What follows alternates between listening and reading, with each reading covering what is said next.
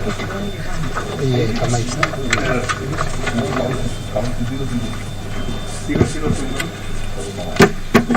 Okay. Yeah.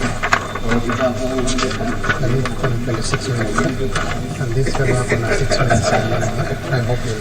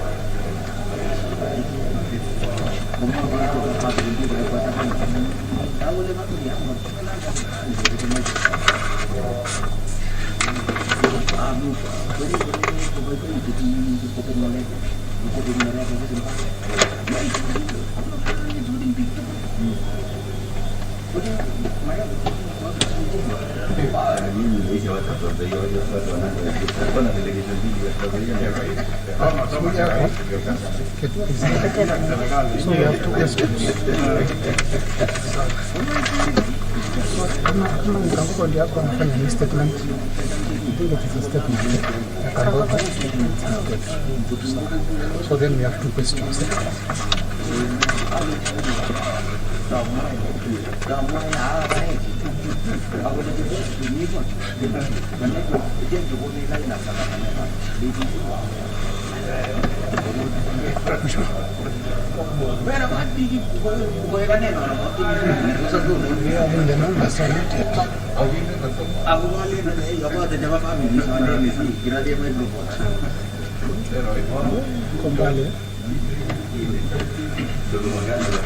Gani kan?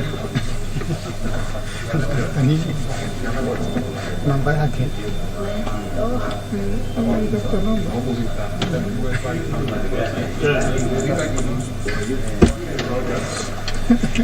Orangnya apa saja kemarin?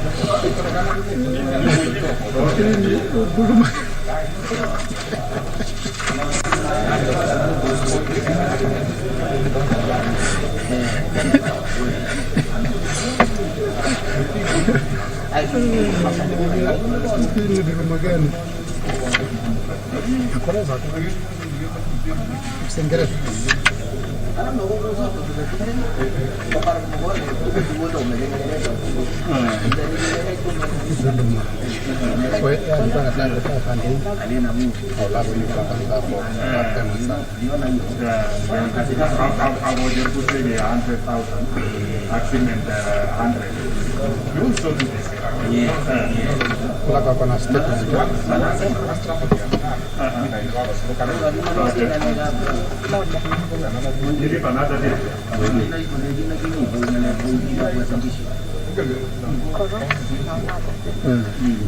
So you can go where you are. Now, piano. Aku piano.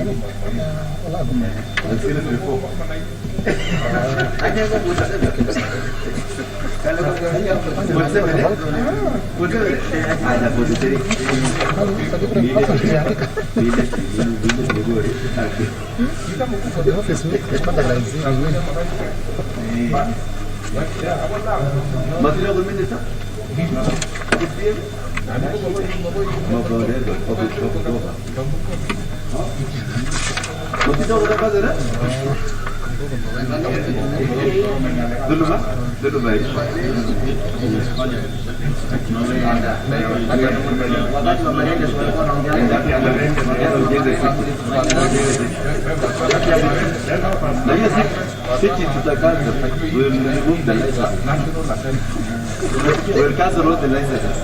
So this is my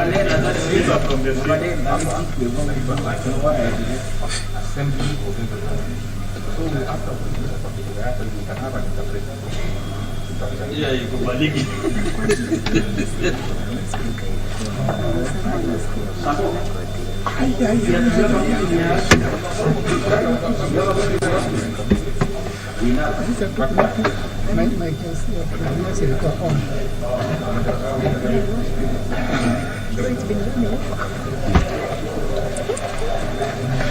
Mambo yote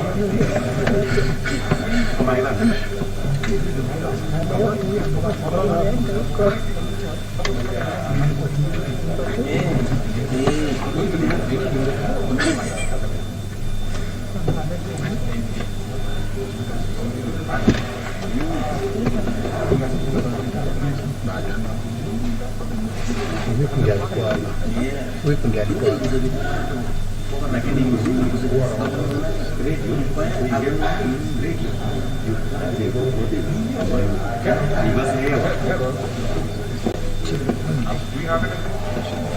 Not yet.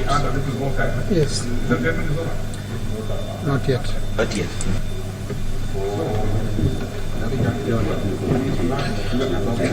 Yes.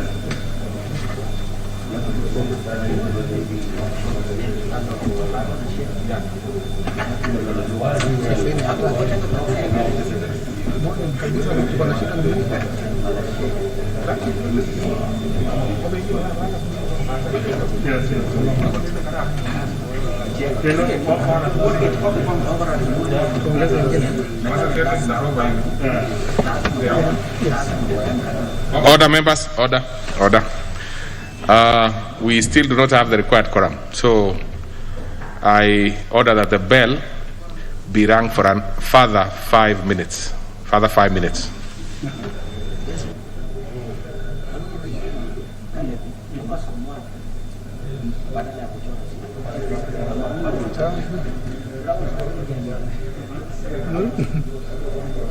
Leo watu wameenda wapi?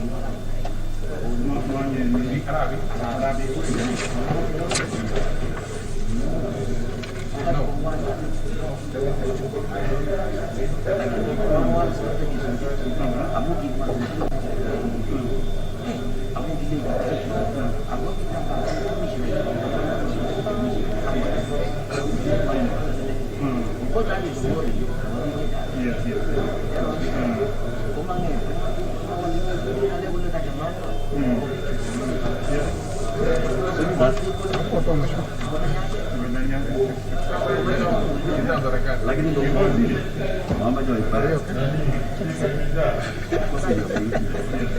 Ini bagaimana enggak? Masih enggak lari. Kali ini sebenarnya sudah belajar.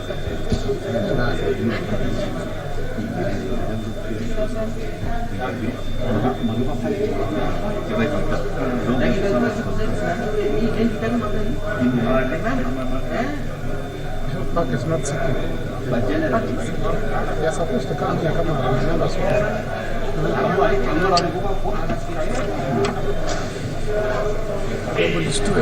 Hiyo kijana yeye ni mwalimu.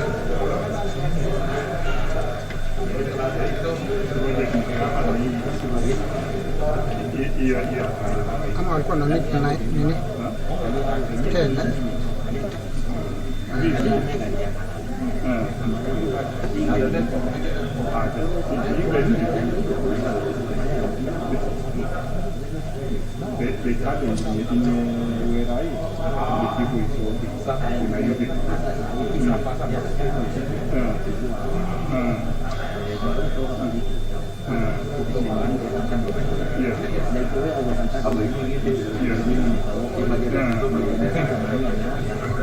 Yes. Quorum, just in case you might not get it.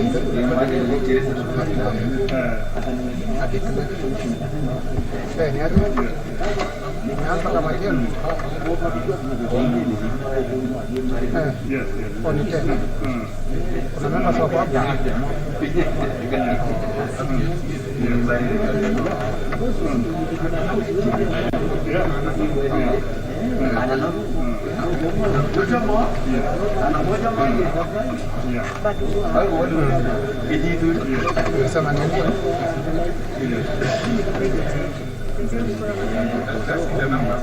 I think we almost done.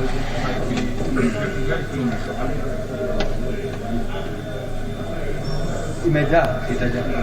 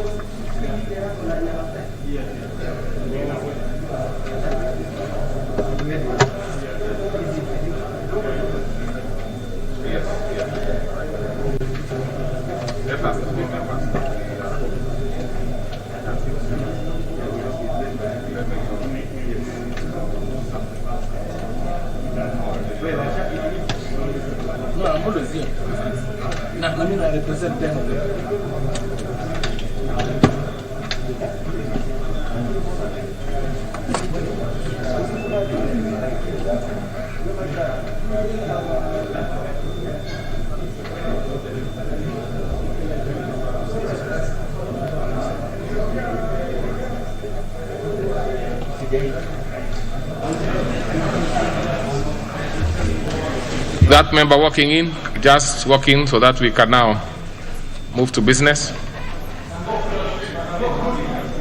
Other members. Now we can start business.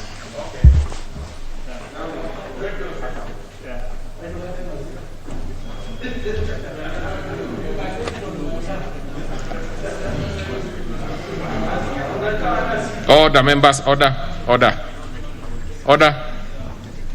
So we can now start business. Order number 1, administration of oath. Order number 2, communication from the chair. Order number 3, messages.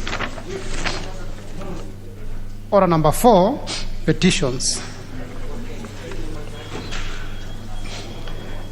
Order number 5, papers. Chief Whip, Majority Party. Thank you, Honorable Speaker. Honorable Speaker, on behalf of the majority, the leader of the majority party, I beg to lay the following papers on the table of the House today, Wednesday, September 22nd, 2021, this morning sitting. Annual report and financial statements for the year ended 30th June 2020 for the Independent Policing Oversight Authority, IPOA. 2, reports of the Auditor General and financial statements in respect of the following institutions for for the year ended 30th June 2019 and the certificates therein. 1. University of Eldoret. 2. Karen Technical Training Institute. 3. Kabete National Polytechnic. 4. Kenya Ordnance Factory Corporation, KOFC. 5. Ewaso Nyiro South Development Authority. 6. Nyayo T-Zones Development Corporation. 7.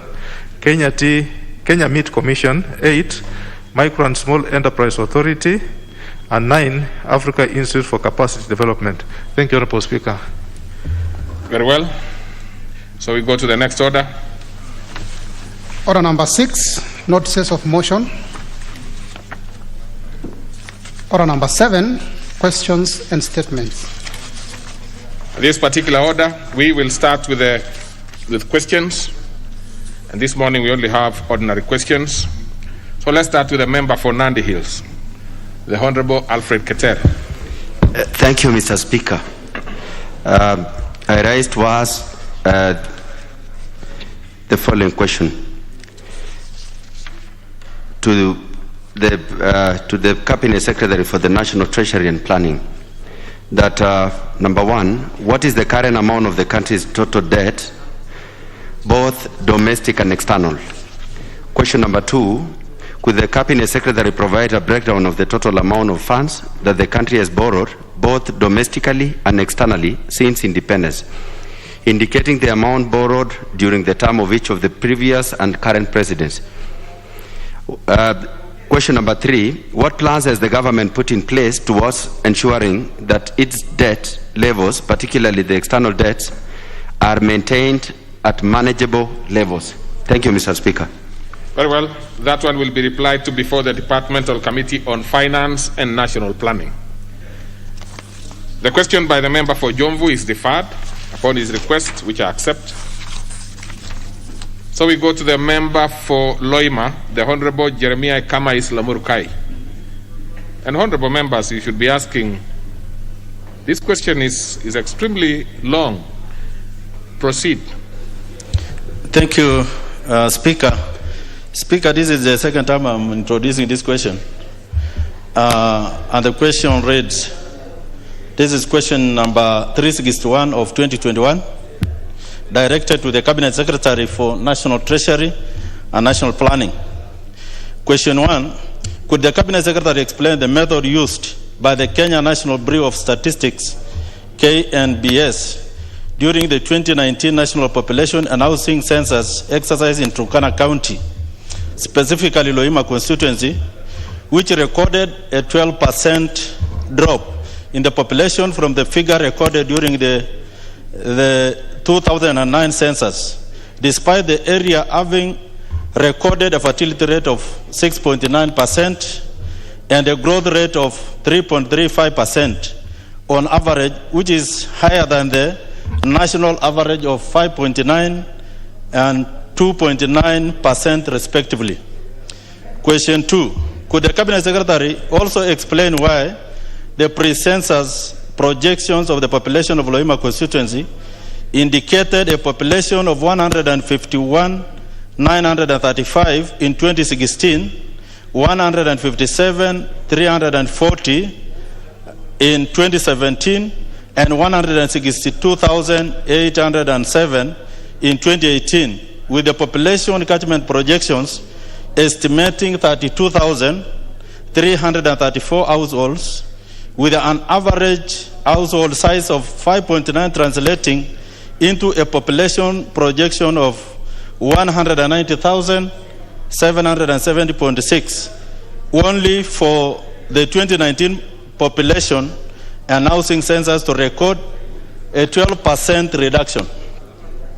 Question 3, could the Cabinet Secretary provide the formula used in data collection and the methods applied in the reporting, storage, analysis, and data smoothing for the enumeration results of Loima constituency, and also avail the raw data as captured by the enumerators, and further explain why the cross-border population of approximately 9,000 persons was not factored?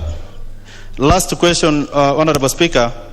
Could the Cabinet Secretary indicate when the post-census analysis for Loima constituency would be conducted so as to ascertain the actual population of the area, considering it is a key component for planning and resource allocation.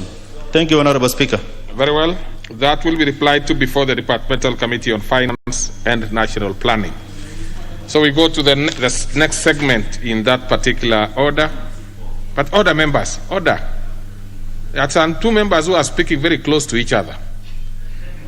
And it can only be done by people who have just come from the same house. So let's proceed. Now, so we go to statements. And the statement by the Honorable Kangogo Bawen is deferred.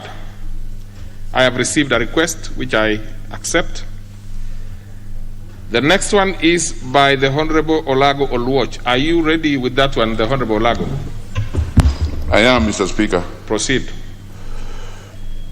Mr. Speaker, I request for a statement regarding the failure by the Ministry of Interior and Coordination of National Government to set aside land for the proposed Kotetni Secondary School from Kodiaga GK prison land.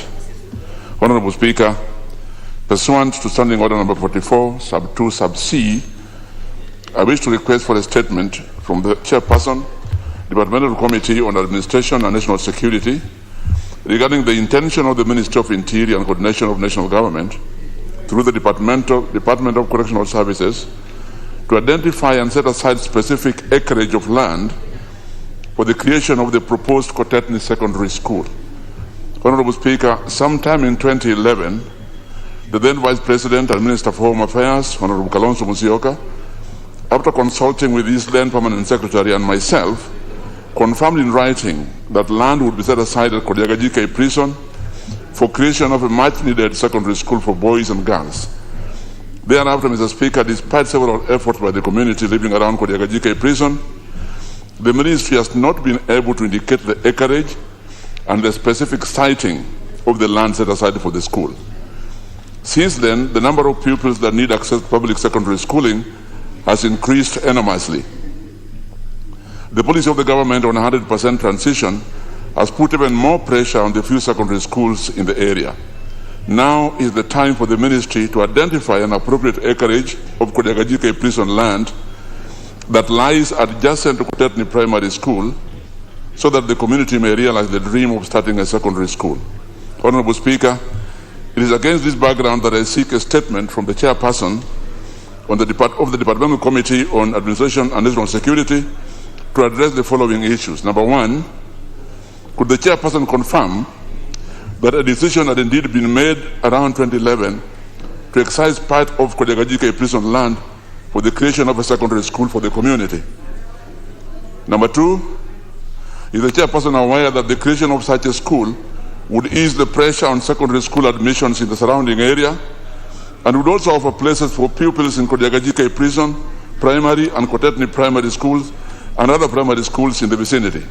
And lastly, Mr. Speaker, is the Chairperson aware that the proposed secondary school would offer places not just for children of the staff of Kodiaga GK prison, but also to members of the surrounding community, and would then translate to corporate social responsibility by the Department of Correctional Services, and would therefore improve the relation between the department and the local community? Thank you, Mr. Speaker.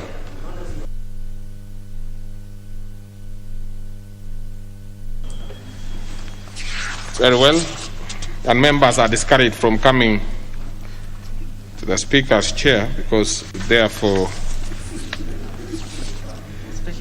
disorientates his line of thought. Now, so that one, of course, will be referred to the Departmental Committee on Administration and National Security. Now, then we go to the next one by the Honorable Kipsangeret Koros. Yes, you are in the House. Proceed. Make your request. Thank you, Mr. Speaker. I rise to request for statement regarding conflicts along the Nyanza and Rift Valley boundary, Mr. Speaker. Honorable Speaker, pursuant to Standing Order 44 2C, I rise to request for a statement from the Chairperson of the Departmental Committee on Administration and National Security regarding in incessant border conflicts along Nyanza and Rift Valley regions, borders particularly in Sondu Market in Sigawet, Soin sub-county. Honorable Speaker, historically, land issues in these two regions have continued to be emotive and sensitive, with residents experiencing persistent conflicts and fights, which have spurred confusion, misunderstanding on the administrative boundaries. A case in point is that Kisumu County officials have been crossing to Kericho County, that is Sondu Market, Mr. Speaker, to collect revenue in the name of taxes from the traders operating in Kericho County. Honorable Speaker, it's prudent to note that Sondu Market has been in existence even before independence, as part of the defunct Rift Valley province and particularly part of Kericho district. The acts leading to revenue collection at Sondu Market by officials from a different local government is a recipe for chaos and disorder, since traders have been victimized by paying county revenue twice after both county government officials have claimed such conflicted areas to be within their jurisdictions.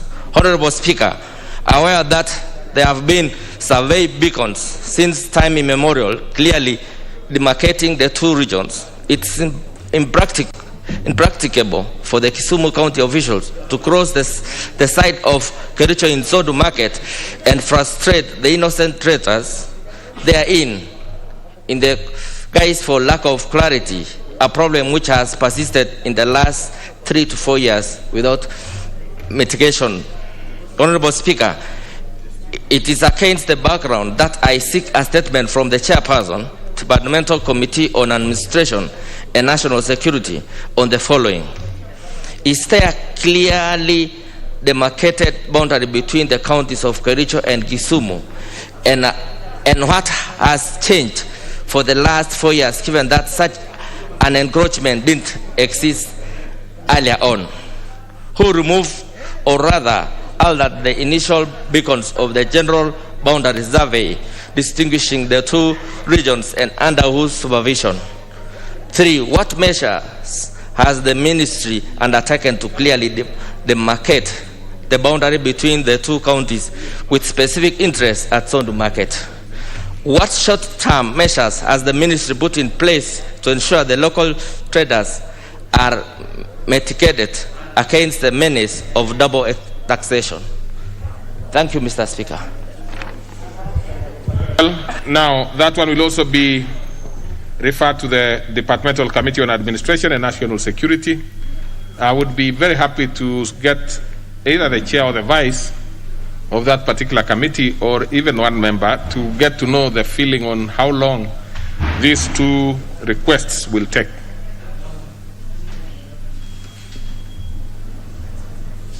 Well, through the majority whip, I think we should be having this within 14 days. Is that fair? Or do we give them 21? Thank you, Honorable Speaker. Honorable Speaker, given that I'll act as a conveyor belt, I request that maybe you allow them 14 days. That should be sufficient for a response to come to the House, Honorable Speaker. Okay. Thank you. Let's see how we can expedite that. All right, so we go to the next order.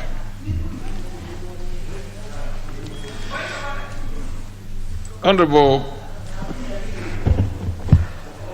Sorry, Mr. Speaker. Honorable Akoth. Thank you. What is it you shouted? And you can just press your gadget and I can see from here. Sorry, Mr. Speaker. And thank you for allowing me or giving me this opportunity. And sorry also, Mr. Speaker, for raising this, but sometimes some of these things we have are unforeseen. Yesterday in the evening, we had a tragedy in my constituency. A number of people were traveling from Homa Bay town by boat, and the weather was bad, and the boat capsized. 2 people have already been confirmed dead, and 9 are missing. And Mr. Speaker, because they are missing overnight, it is presumed they are most likely dead.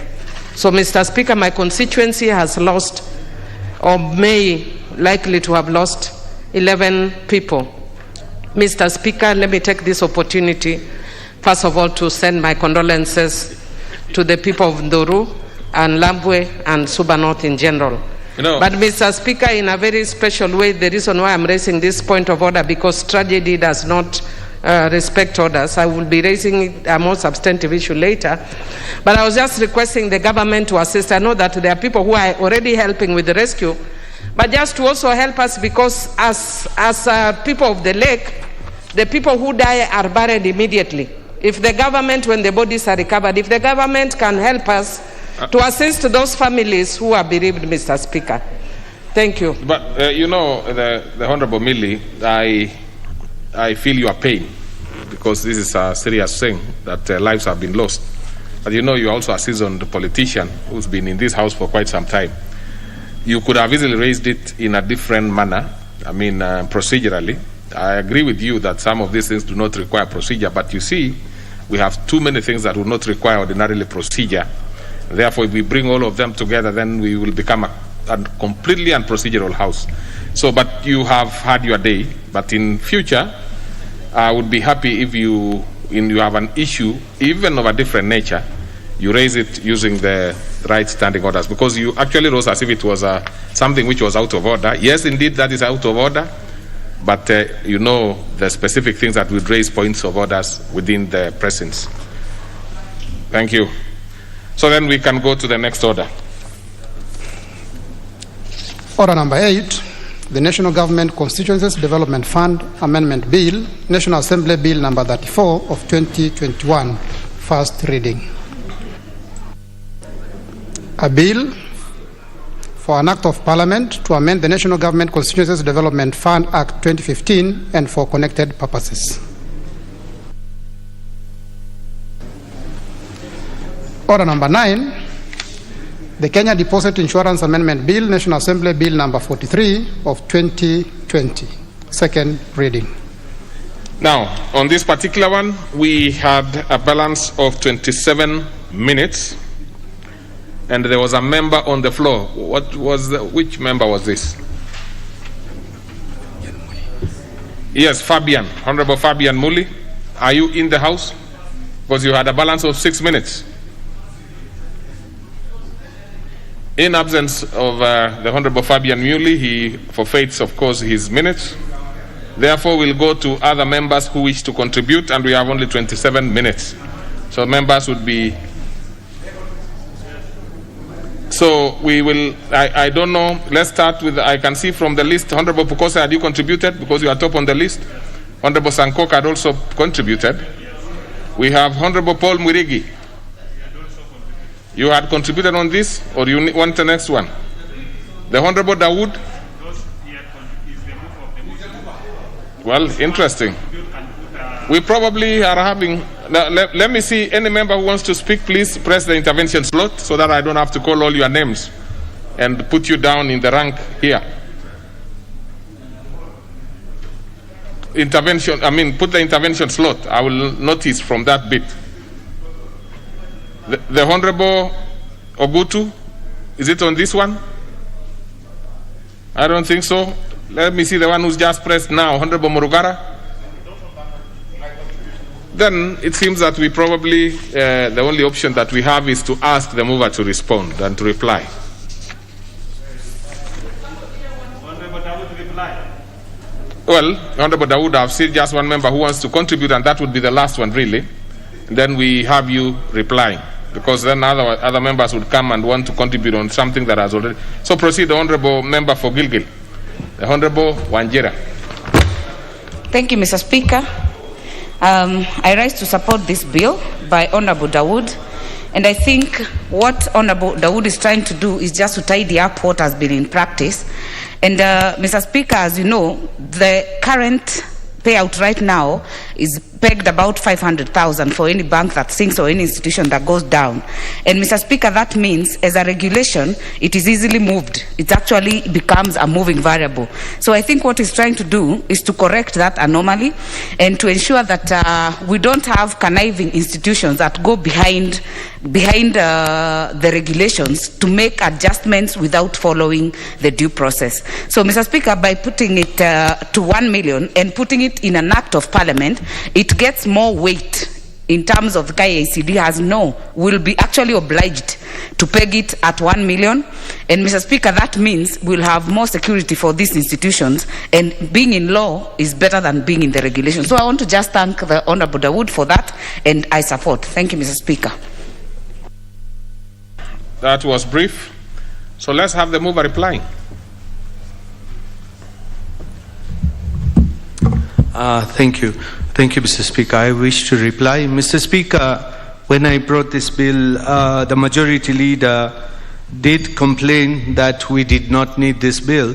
Mr. Speaker, the essence of the bill, I think, was lost in partisanship because, Mr. Speaker, when I brought this initial bill in 2018-19, it has gone round to the Budget Committee. It went to the Finance Committee twice. The Honorable Dawood, I have to be very clear on something. You said this bill was lost. We have not lost any bill yet. You are actually moving the last bit. So I want you to reply. Mr. Speaker, it was not lost on the floor of the House. It was lost in the committees because it took more than 3 years to... Well, my colleague says it was misplaced, but in the process, it finally made it here.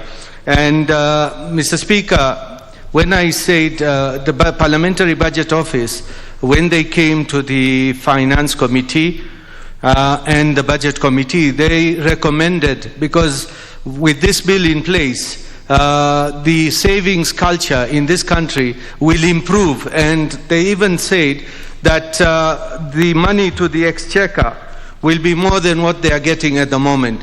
Mr. Speaker, when I first initially proposed it from 100 to 1 million, it was not just out of the blue. Mr. Speaker, when Chase Bank went down, the governor of the central bank raised it to 1 million, what can be given out.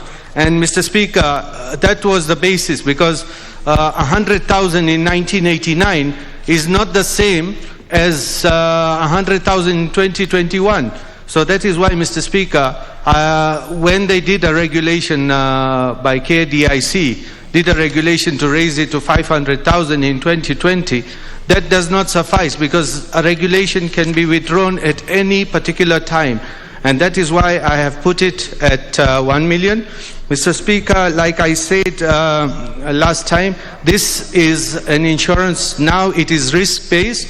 And if we are so sure that KDIC and the central bank is doing up to their job, then they should do more supervision so we don't have banks falling. And then they will not be using that money, because they have got more than 130 billion in deposits at the moment, which have been deposited by as insurance from the banks which are concerned. So, Mr. Speaker, with this I beseech my colleagues that we pass this bill, because there is nothing wrong with it. It is just going to assist our people when a bank falls. Mr. Speaker, at the moment as we are talking, up to now, the liquidation of Imperial Bank has not been completed. 6 years down the line, Chase Bank took some people took a hit, and even the committee members of finance. I am surprised, because the first report they did for pre-publication of this bill, they gave it a thumbs up. But in the second report, they said it will not work because it's going to incur a lot of expenses and we cannot afford it. So, Mr. Speaker, I beseech my colleagues, because this is for our people who have got money in the banks, because we cannot say 100,000 or 500,000. Somebody who's got more than 500,000, where does he go? Or where does he or she go? So, Mr. Speaker, with those few remarks, I would want to Mheshimiwa Mili wanted to say 1 or 2 words, if she can be allowed. Thank you, Mr. Speaker. No, because we had an opportunity to give members, time. And again, Honorable Dawood, if you have to do it in future, what you need to do is to do it early, so that we can be able to understand that you are going to save some number of minutes for your colleagues. So this one, I don't think we are going to open it, and neither are we going to put the question for now, for obvious reasons. So therefore, I'm deferring it to the next opportunity. So we go to the next order. Order number 10, the Kenya Food and Drugs Authority Bill, National Assembly Bill number 31 of 2019, second reading. Okay, the Honorable Pukose, proceed. Move your. Thank you, Honorable Speaker. Honorable Speaker, I move that the Kenya Food and Drugs Authority Bill, National Assembly Bill number 31 of 2019, be read a second time. Honorable Speaker, this bill seeks to establish the Kenya Food and Drugs Authority to provide for the regulation and management of food, drugs, and chemical substances, to provide for the regulation of medical devices and other health technologies, and to give to effect to the principles and objects of devolved government in food safety regulation and connected purposes. Honorable Speaker, I want to give just before general comments on why we are talking about the Kenya Food and Drugs Authority. Honorable Speaker, Kenya Food and Drugs Authority is central to the universal health care in terms of strengthening the regulatory systems. It also gives credibility and authenticity of the regulated medical products, what we call maturity level 3, and opening up broader markets for products and expertise. When we talk of maturity level 3, it means that Kenyan products can be able to be sold in other areas where within the region. Normally, with maturities, it goes up to level 5. The only countries that have attained maturity level 3 in Africa is Ghana and South Africa. The rest of the countries haven't achieved.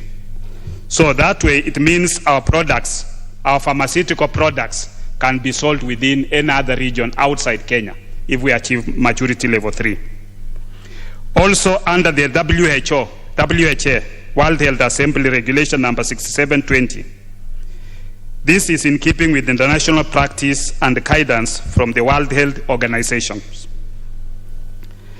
It also helps us to safeguard the health of the public by ensuring the quality, safety, efficacy, effectiveness of medicines, food, and related health products.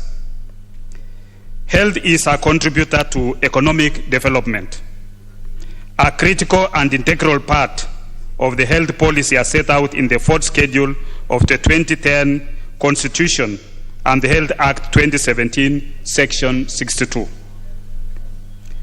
This bill aims to establish an autonomous regulatory authority to harmonize and consolidate the regulation of the trade-in, management, and aspects of utilization of all health products and technologies. What are the benefits of having this KFDA? It will support and improve the regulatory capacity of the pharmaceutical products in Kenya.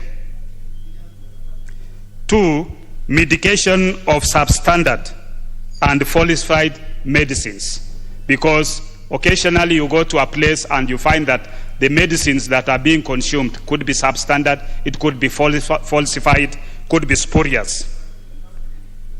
We also strengthen and harmonize regulatory systems in Kenya to improve predictability and efficiency of marketing approvals so that innovative new health technologies can be delivered and used sooner, ultimately improving health outcomes of patients in need. This also avoids duplication of regulatory review, accelerates scientific risk-benefit adjusted reviews, facilitate mutual recognition, and accelerate access. Towards this end, Honorable Speaker, the scope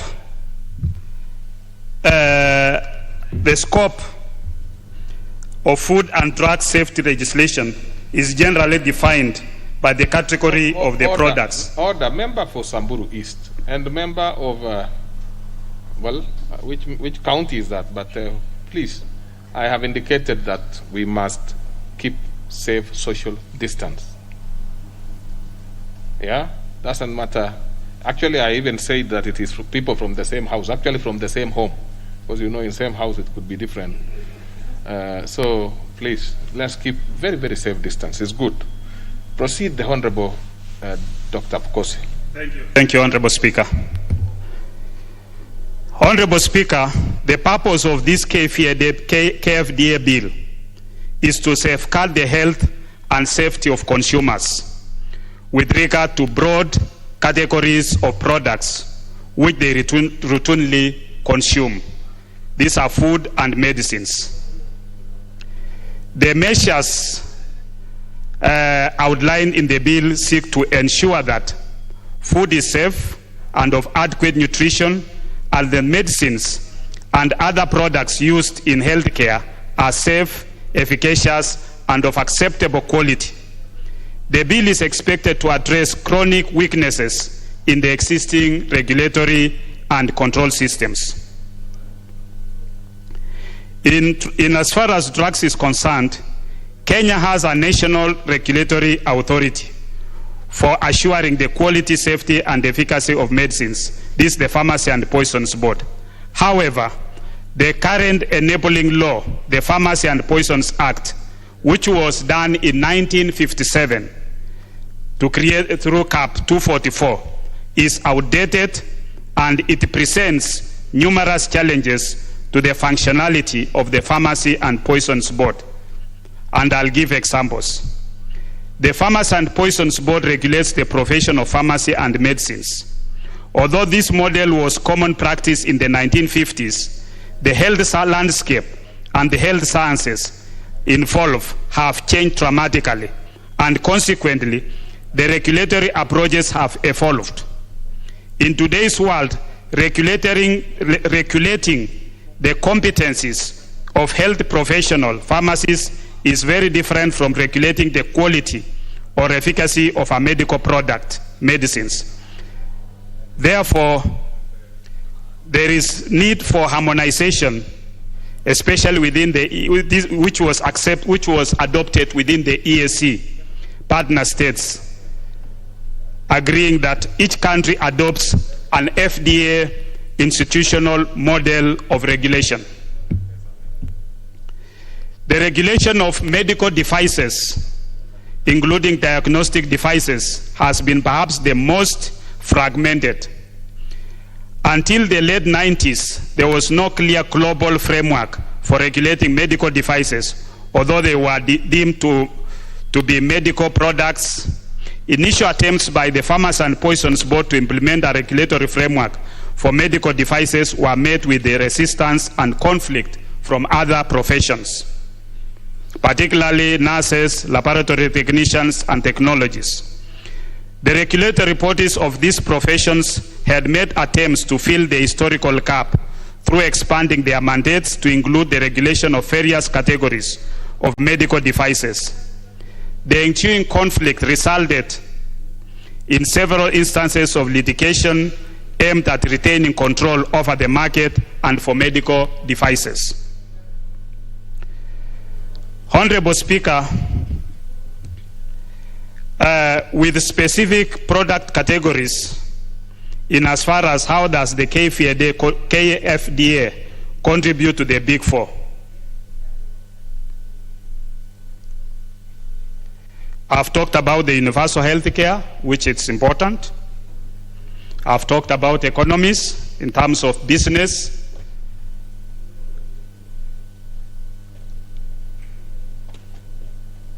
And medicines and medical devices and biological products. It might be too technical when we talk about biological products, but I know some members will understand. These are with what we call therapeutic. In medicine, we are talking of therapeutic. Therapeutic means products that can treat. So this has to be safe. They have to perform the intended function and are produced using appropriate standards. And the benefits to human health associated with their use is favorably balanced against the risk of harm from the use of such products. We also have veterinary medical products, which should also be safe, efficacious, and of good quality, and they are used in a manner that promotes human and animal health goals.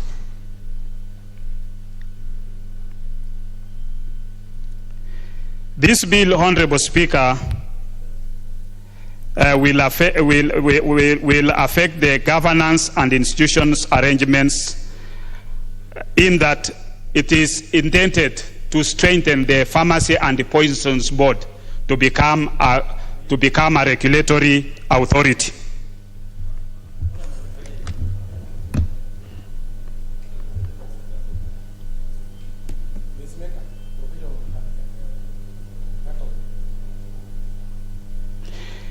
The development of the KFDA bill has moved in tandem with the ongoing regional integration, particularly within the East African community. One of the successful ventures is the harmonization of regulatory agreements within the EAC, which was done in the EAC as an EAC scientific directive on establishment of FDA by member states. What is the current status?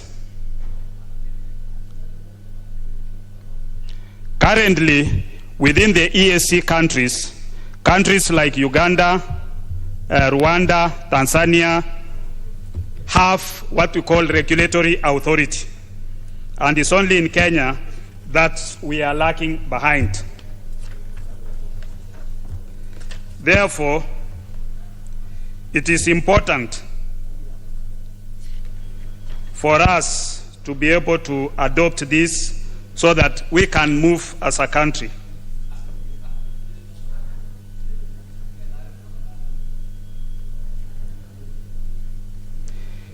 The rationale for the proposed integration of the regulation of food and drugs is anchored on the tenets of science, particularly toxicology.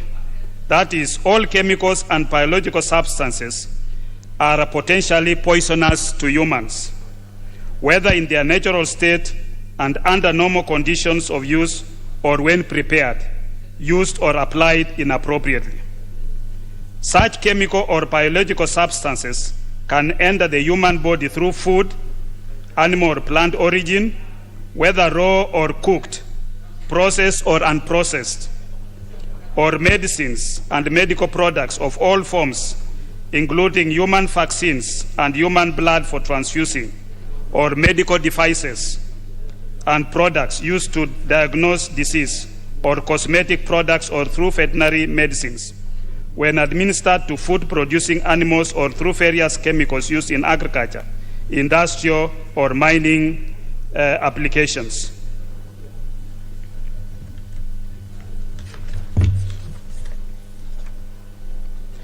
Under Article 43 and 46 of the Constitution, every person is guaranteed the right to the highest attainable standard of health and the right to be free from hunger and to have adequate food of acceptable quality and the protection of their health, safety, and economic interest, respectively. The responsibility to ensure that food and drugs are safe for human consumption is therefore that of both the national government and the county governments. This is based on the fact that while the national government has the general responsibility to develop policies on health, agriculture, and veterinary sciences, the county governments has the obligation to implement such policies. The Health Act number 21 of 2017 is the overarching legislation providing for the regulation of healthcare service providers, healthcare products, and health technologies. Section 62 of the Health Act recommends for the establishment of a single regulatory body for health products and technologies.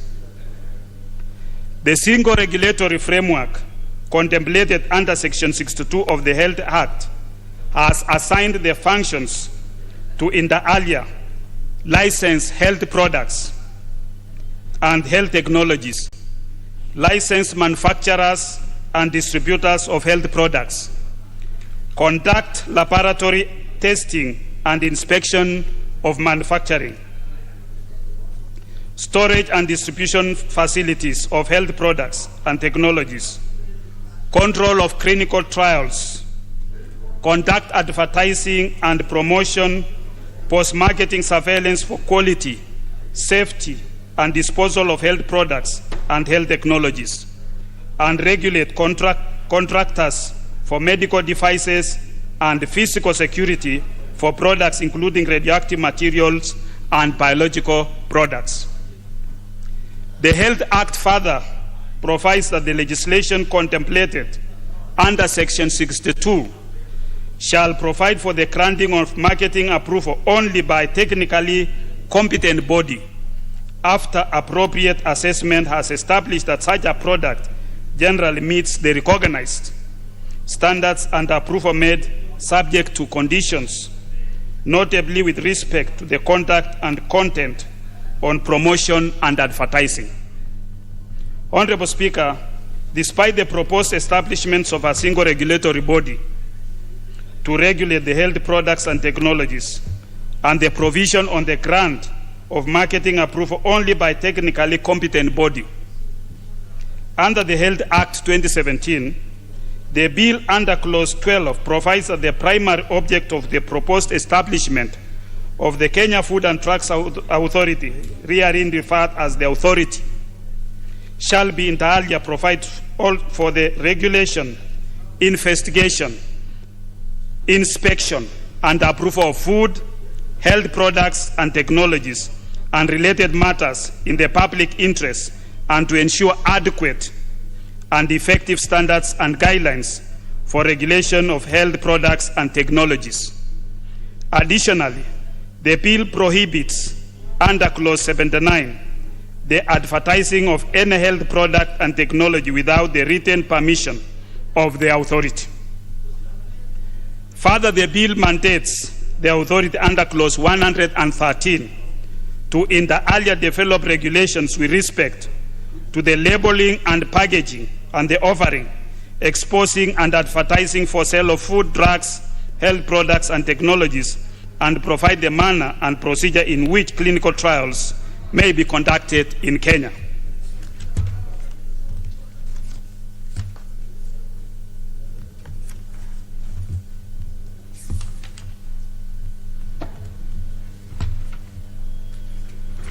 Honorable Speaker, I know there have been in other quarters expressions of fear in as far as regulation of food products are concerned. What we agreed with the Committee on Health is that only matters that are not health related in as far as food regulation is concerned, those that are managed by other departments like agriculture, they are not going to be touched in this bill, and we are in concurrence with that. So as I move this bill, I want to ask those who are outside there listening to this bill not to fear, because we will not interfere with other areas. We will only be able to have in this bill that is health related, those that are managed especially by the public health officers within the Ministry of Health. Anything that is not within the Ministry of Health, we are not going to touch in this bill is concerned. Honorable Speaker,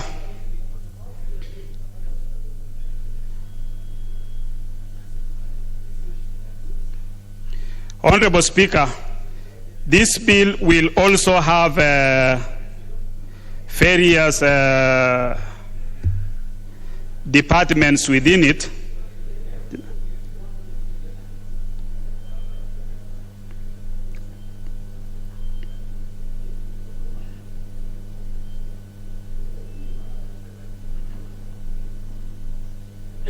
What we call the advisory committees. And under these advisory committees, we will have medicines, medical devices, biologicals, therapeutic products committee and scientific advisory committees, such as advisory committee on prescription medicines. We'll have advisory committee on the safety of medicines. We'll have advisory committee on medical devices. We'll have advisory committee on complementary medicines.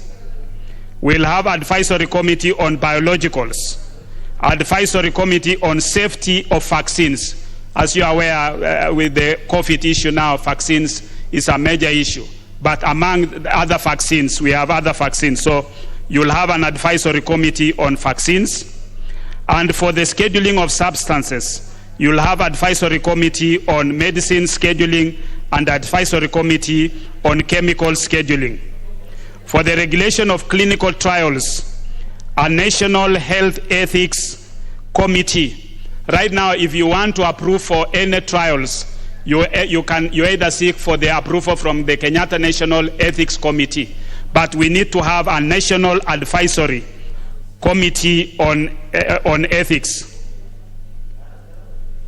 What we'll be calling a national health ethics committee that approves any clinical trials within our country.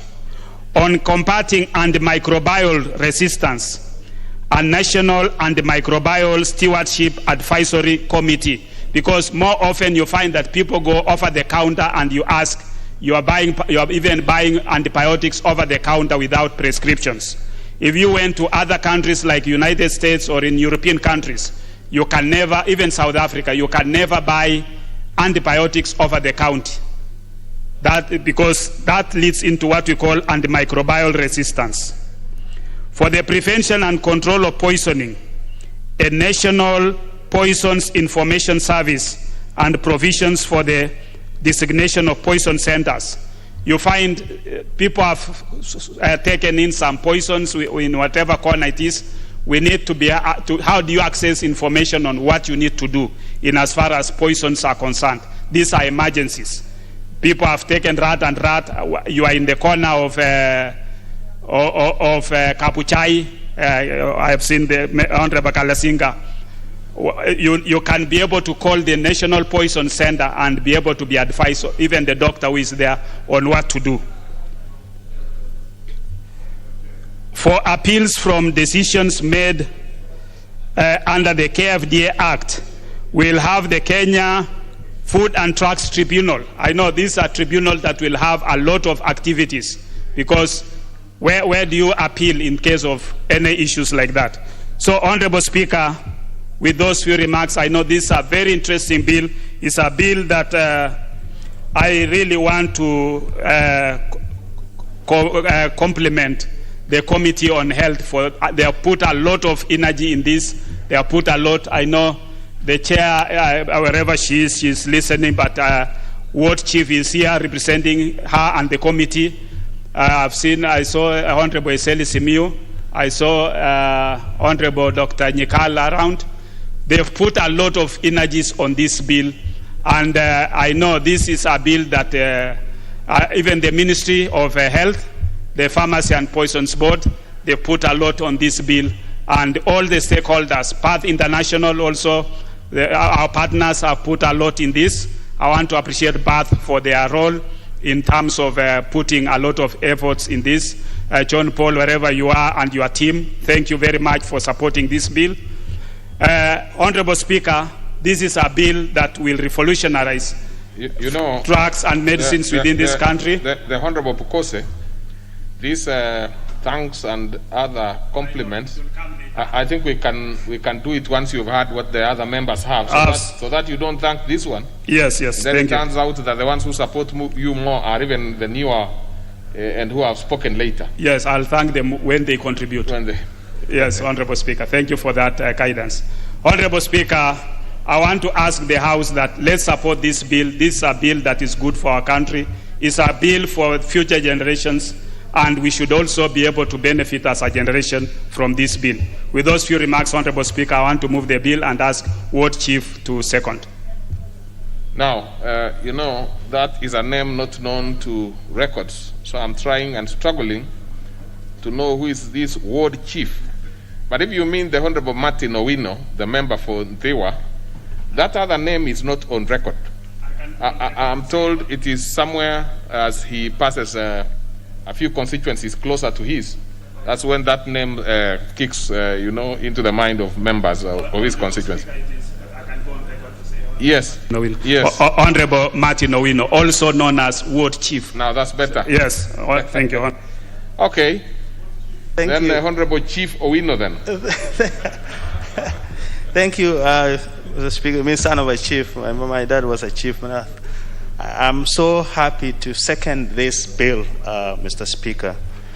And on behalf of the various members of Health Committee, I also want to thank Honorable Pukosi for his indulgence. The Speaker, we have tossed him back and forth in order to have some agreement on this bill, because it was touching several acts, and through the public participation, we had to harmonize some of these acts. I also want to say upfront that we did have the two ministries, the Ministry of Agriculture and the Ministry of Health, to sit together also to deliberate on this bill. So, Mr. Speaker, I rise to second Kenya Food and Drugs Authority Bill number 31, 2021, because this is going to protect consumers. I think that is the key word we can use here. Mr. Speaker, I had a chance to go to China, and our mission was, why are they exporting substandard things to Kenya? And we saw a raft of different categories of commodities, and you choose for yourself. Then I say, why did we get all this coming through our borders? It comes to the same thing we are talking now, the regulatory authority. It is upon us to admit what is coming to the country and what should not come. I think this is what this bill is going to address. That said, Mr. Speaker, I must also emphasize that we did, as a committee, have amendment which he alluded to, and I'm happy he has done that the issue of drugs and the issue of food is quite different. And the definition of food is different. The nutrition is also controlled by the Nutritionist Council. The issue of livestock was clouding drugs as well. The issue of pesticides, fertilizers, and the capabilities of implementing this bill, if passed as it was going to be very difficult. So I thank Dr. Pukosi because he agreed that we can separate the drugs from the food. So in that amendment, which will come at the Committee of the Whole House, the title will be affected, and the responsibility will also be different because the food will be under agriculture. This bill is addressing safety issues of the health products and technology.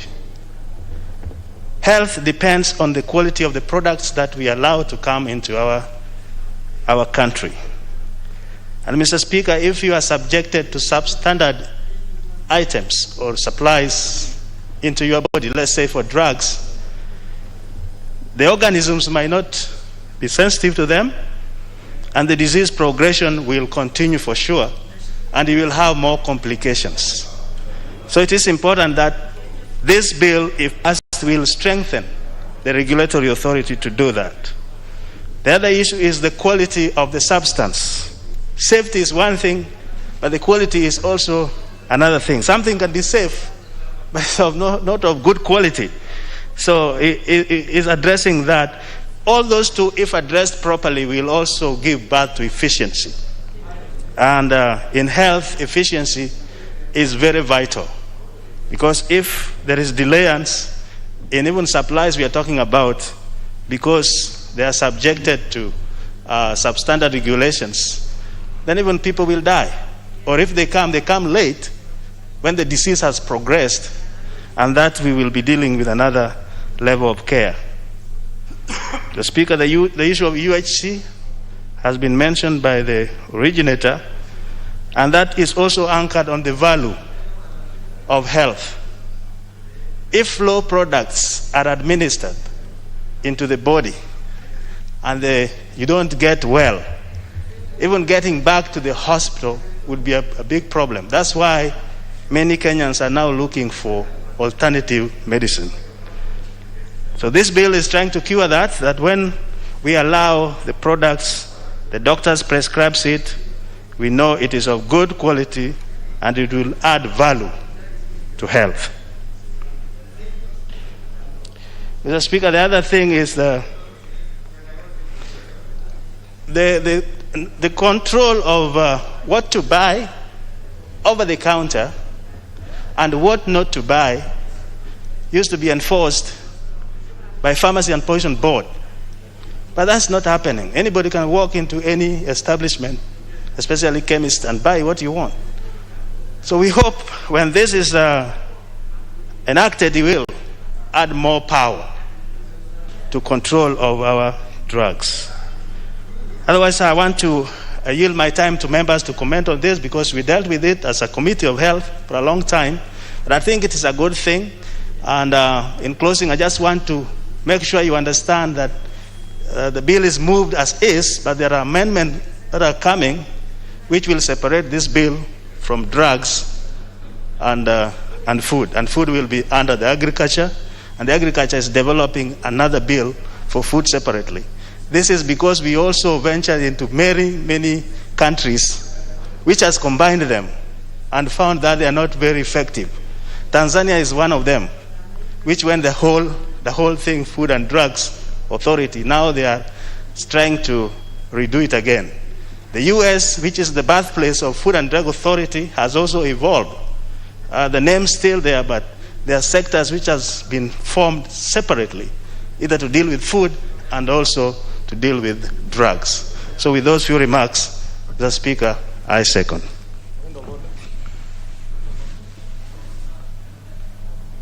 What is it, the Honorable Sotsi? What is out of order?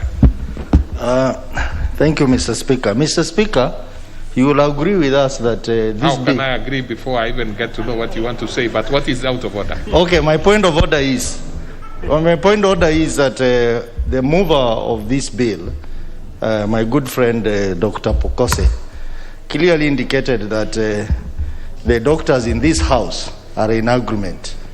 Dr. Mishra, Dr. Nikal, Dr. Simeyu. But the doctors are not here, and this bill is quite technical. How I would wish that they were here so that they help us understand some of the technical issues in this bill.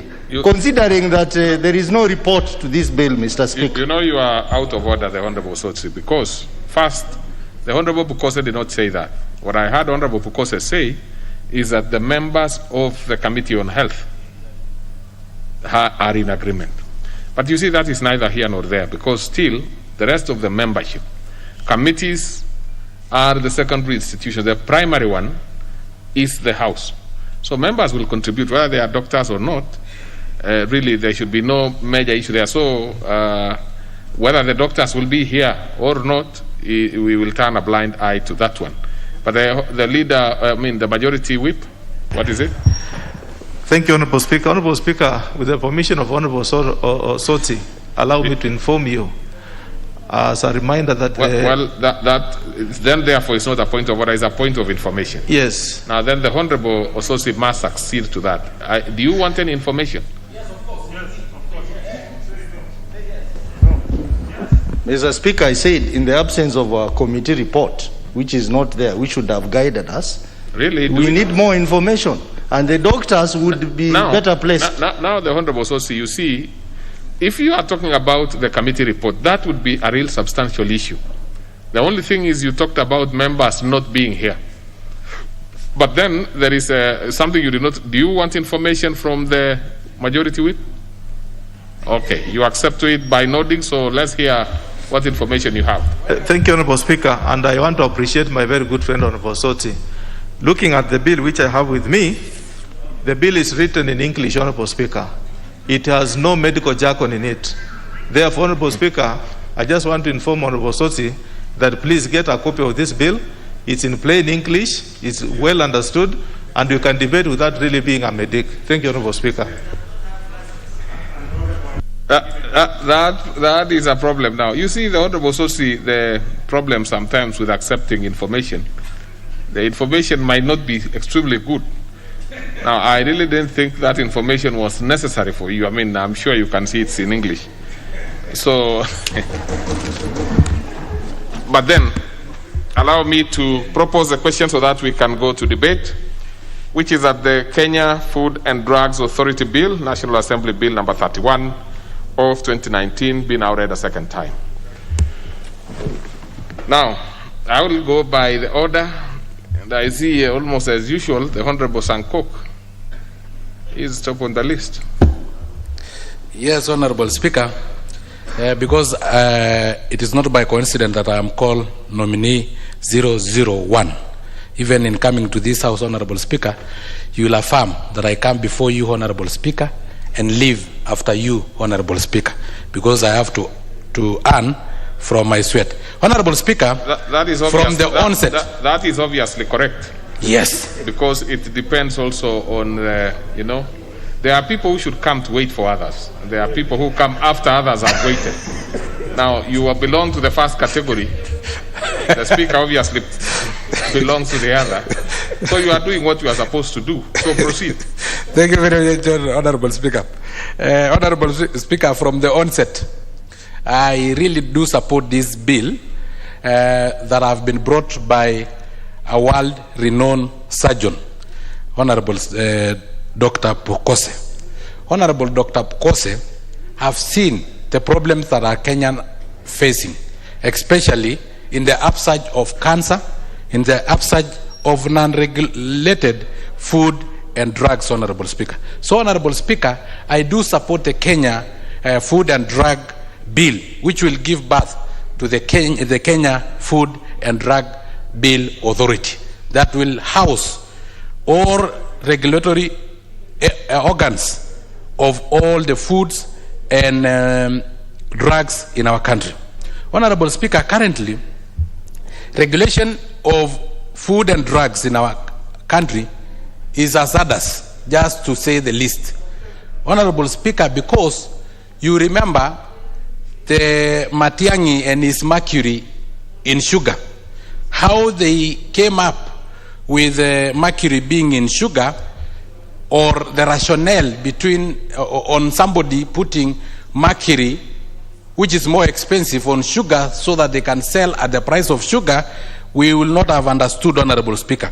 If we had such a regulatory authority, Honorable Speaker, it will be easier for us to ascertain what is true, Honorable Speaker. Because, Madam Speaker, we have seen where products from the small and medium enterprises being destroyed in the pretext that they are counterfeit, they are not fit for consumption, Honorable Speaker. We have seen butcheries being paraded in media, Honorable Speaker, that what they are giving or selling to the citizen, the meat product, the preservatives are not up to standard, fit for consumption, Honorable Speaker. All these can be true, but do we have a professionalism in determining which one are not fit for consumption and which one are fit for human consumption, Honorable Speaker? Honorable Speaker, what we consume either as food supplement or medicine will eventually reflect on your health and your lifespan, Honorable Speaker. Honorable Speaker, our lifespan in Kenya is not comparable to other countries with such regulatory authorities that make sure that everything that we consume are professionally regulated, Honorable Speaker. So this bill by Honorable Dr. Pukese have come as a savior to the Kenyan citizen, who most of them are incurring a lot of medical bills courtesy of consumption of foods or medicine that are either overdose, underdose, or sometimes, Honorable Speaker, that are not fit for human consumption, Honorable Speaker. Honorable Speaker, this bill is very important because I know agriculture may not, the Ministry of Agriculture may not be comfortable when we talk about food. But we are not talking about food in terms of the food contents, the grains, the beans, the vegetables. We are talking in terms of what is the medicine or what drugs are within the food products that we are talking about, Honorable Speaker. Honorable Speaker, you find some animals, Honorable Speaker, are treated by veterinary doctors. They are injected, and advice given that milk cannot be consumed within 14 days of injecting this drug. Meat cannot be consumed within 1 month of treating that, such an animal, Honorable Speaker. But they end up in our marketplaces and in our tables within 3 or 4 days, because sometimes you find that the cow is not getting healed and you decide to sell the cow, Honorable Speaker. Some of these are not well regulated. Honorable Speaker, some people spray insecticides to vegetables, to tomatoes, Honorable Speaker. I come from an area where there is irrigation along our Songoro River, and I have seen tomatoes being sprayed with chemicals. I think they call it, I don't remember the name of the chemical, and they spray so that it can become bigger or it can ripen. And the following day, it is in our tables, Honorable Speaker. Is it fit for human consumption? Is it the cause of the upsurge of cancer? That is what Honorable Dr. Pukose is trying to address. And being a medic and a world-renowned surgeon, Honorable Speaker, he must have had it firsthand from the experience, because up to now, Honorable Dr. Pukose offer free medical treatment and surgeries to his constituents whenever he is at his constituency. Honorable Speaker, so I know this is a well-informed bill, Honorable Speaker, because of the problem that we are facing, Honorable Speaker. Honorable Speaker, cosmetics are even worse, Honorable Speaker, and they need to be regulated, Honorable Speaker. Honorable Speaker, because our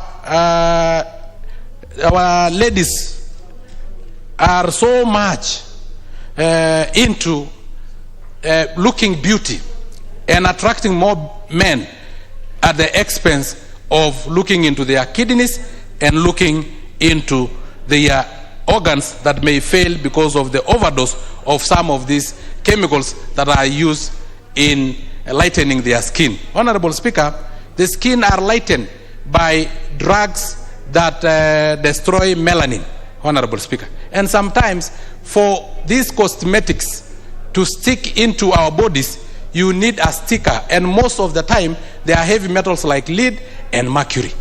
If you use them in your lipstick, Honorable Speaker, and also in our, if you use them in our lipstick, Honorable Speaker, you may end up even giving the same mercury and other poisonous chemicals to even our spouses, Honorable Speaker. Honorable Speaker, Honorable Pukose talked about maturity level 3, which enable us to have products that we can sell beyond our borders, Honorable Speaker.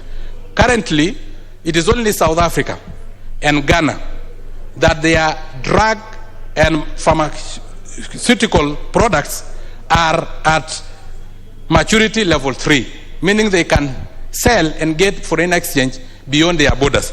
But for us, Honorable Speaker, we produce them within our borders and use them within our borders because we cannot be able to sell because we are not regulating them, Honorable Speaker.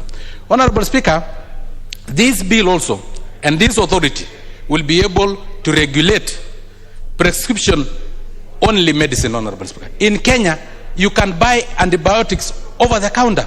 You go to other countries, you must have a doctor's prescription and a doctor that is known, Honorable Speaker, so that we don't have people using medicine that will end up having resistance or even side effect to the one using, Honorable Speaker. Honorable Speaker, I can give an example of an antibiotic like penicillin.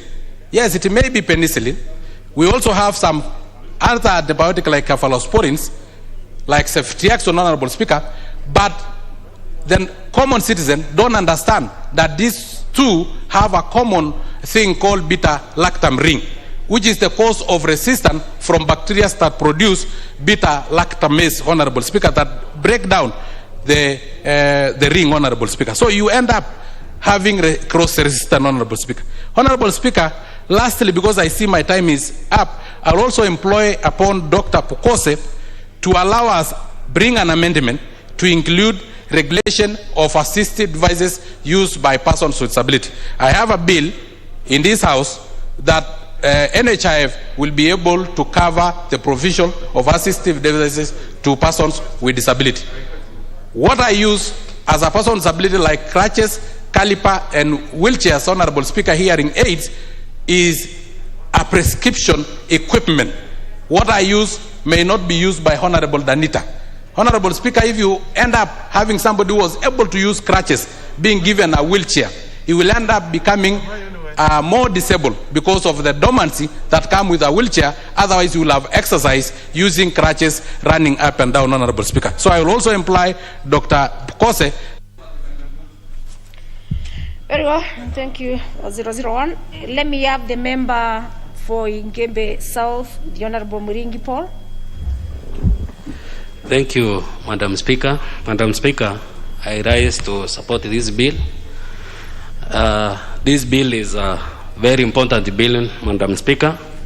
The regulations which are existing currently, they ought to be regulated further to put more safety to the use of medicine, Madam Speaker. Madam Speaker, it normally is saying that a health country is a health country.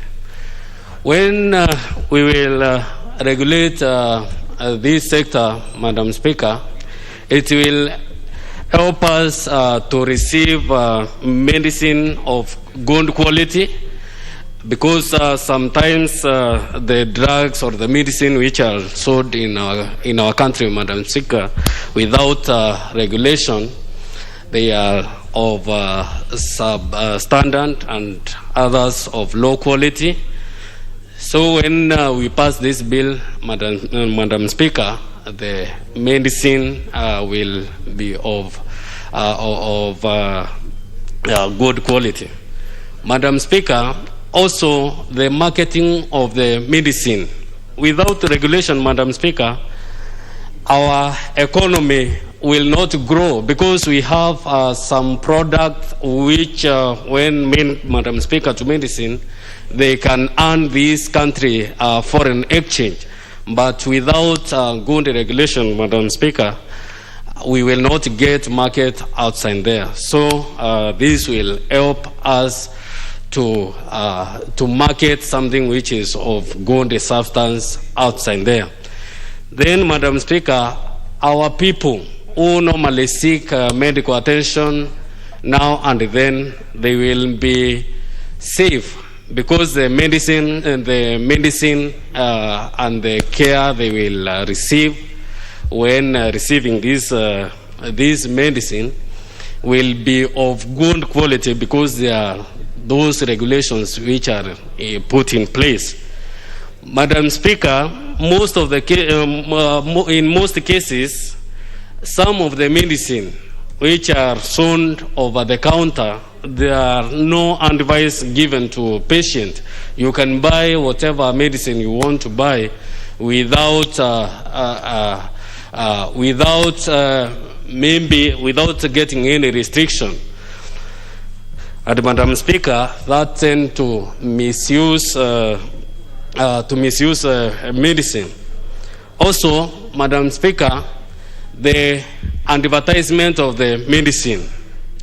Honorable Kose has clearly elaborated that in order for anybody to advertise the medicine, the subscriptions must be authorized by the regulation, so that somebody cannot or would not advertise something which is not of good substance. Also, Madam Speaker, the nutrition level, the nutrition content of the medicine being sown also will be or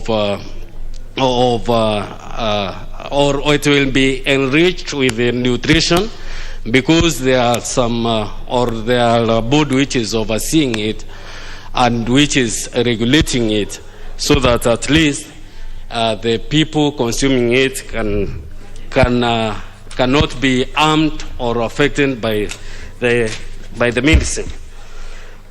Also, Madam Speaker, the risk people encounter when you use a substandard medicine, because some of the people die because of using medicine which is not subscribed, or medicine which is not of which is of low quality. Madam Speaker, now the quality and the medicine being used or being sold, Madam Speaker, will be of good quality, and our people will be in good health. Also, Madam Speaker, this will help to improve our health facilities within our country, whereby most of the people will be rushing there to get this medicine because they are of good quality. Also, Madam Speaker, when we strengthen the advisory board, none of the private medical facilities, which normally people are open to fetch money, will be existing, because those ones will be regulated by these advisory boards, Madam Speaker, and our people will be in a safe country where quality health is offered, Madam Speaker. Madam Speaker, also, the people who misuse the medicine, who use it for the wrong purposes, will not get that loophole of using or misusing the medicine with the people. So, Madam Speaker, this bill is a good bill, and it is a bill which will enable regulating or which will enable our health facilities to grow well, and also our people to live well. With those, Madam Speaker, I beg to support. Thank you. Very well. The member for Gilgil, the honorable member represent the people of Gilgil, the honorable Wanchira Wangari. Thank you, Madam Speaker.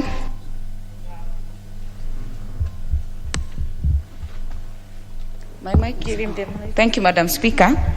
I rise to support this bill, and Madam Speaker, the reason maybe we would have more confidence is the mover of the bill as a medical practitioner.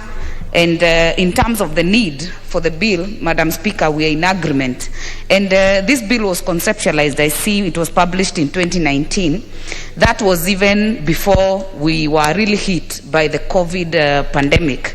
The need for this control has actually been amplified in the last 2 years, because, and many members in this house will agree, like for the last 3 months, let's say, or so, or 6 months, 3 to 6 months, the number of burials that we have had to attend as members of parliament and many families that have suffered are quite a big number, Madam Speaker. So in terms of is there a need to regulate, I say definitely. But the second of the bill, I had Ward Chief or Honorable Owino had actually alluded to some of the issues that would concern some of us. Personally, I think the issue of drugs and medicine needs to be separated from the issue of food. One, because the conflict of the two ministries will actually arise if this goes the way it is. That is because we need the responsibility to be put where it is. And the issue of agriculture, Madam Speaker, is squarely under the Ministry of Agriculture. And it's not just about the food and the selling. It starts from the planting, the fertilizers that are used. It starts from the chemicals that are being used, and it goes all the way to the distribution, Madam Speaker. So I think we can be able to separate these two issues, and that will go a long way to ensure that it is neat as a regulation, that we don't become ambiguous, we don't leave room for manipulation, and we are clear as a House as to what needs to be done. Madam Speaker, I am very concerned about the issues that have been raised in this bill in terms of fake medicine, in terms of substandard medicine, but even as we look at universal healthcare services in this country, this needs to go hand in hand, that we do not harass the villagers who are just really looking for help in terms of buying medicine. We take care of both their welfare and make sure that we get the accessibility and affordability considered. And this now goes to the role of the counties in this whole issue, Madam Speaker. Why I say that? I have a village called Dhuguno in Gilgil. If someone wants to get a doctor's prescription, they will have to go to Gilgil town or go to Nakuru town. You'll spend 1,000 shillings to go get a prescription, which is maybe an emergency. So unless these things are locally available, it will still become very hard to actually implement. And I say that because just a few years ago, we had the Pharmacy and Poisons Board tried to even effect the banning of the selling of, say, Viagra on the counter. And why? Is because it's supposed to be prescribed by a doctor. But how many today are buying it over the counter? How many are dying from those unprescribed and uncontrolled products? I think, Madam Speaker, this issue has to be looked at holistically in terms of getting the health care close to the people. And I have said it before, Madam Speaker, and the counties need to take note of this, that we must separate the issue of primary health care and that of referral health care. Let us localize the issue of immunization, the issue of family planning, the issue of malaria, diarrhea, all those things, Madam Speaker, or ailments should be handled at the local level in the dispensaries and in the health centers. That would now ease or make it easy for referral hospitals to deal with more complicated matters that will be referred to them. So I think we can be able to look at it that way.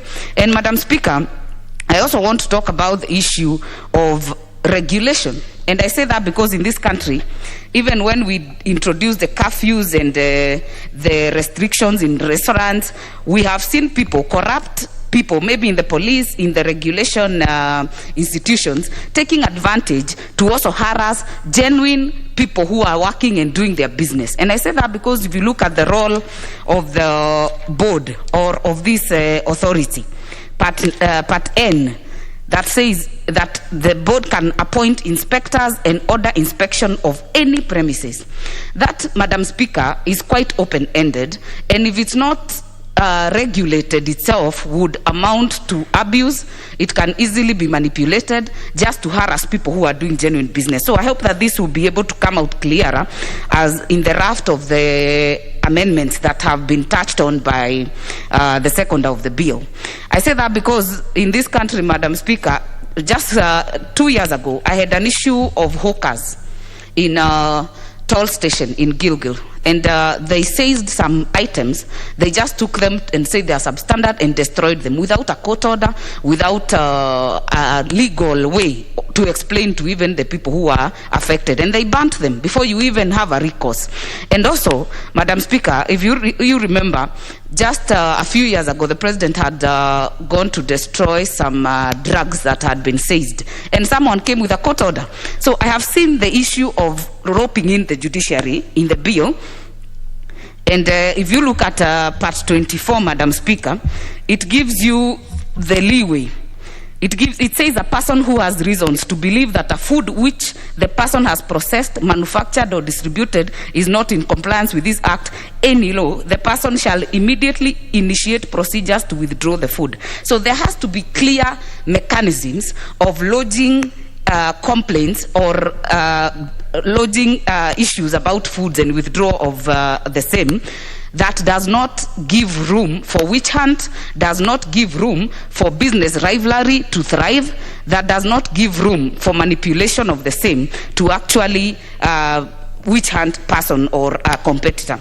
Madam Speaker, on the issue of food, and I think this, we have said it before, we have seen sugar being contaminated, we have seen aflatoxin in maize, and Madam Speaker, the effect that have actually gone to foods that are not healthy or are not good for human consumption now affect the health.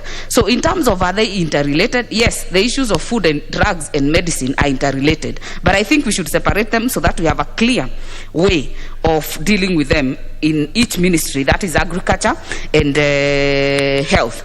Madam Speaker, the role of the counties needs to come here very strongly. I say that because by the Constitution and Schedule 4, the issue of agriculture are devolved, the issue of health, the implementers are mostly the counties.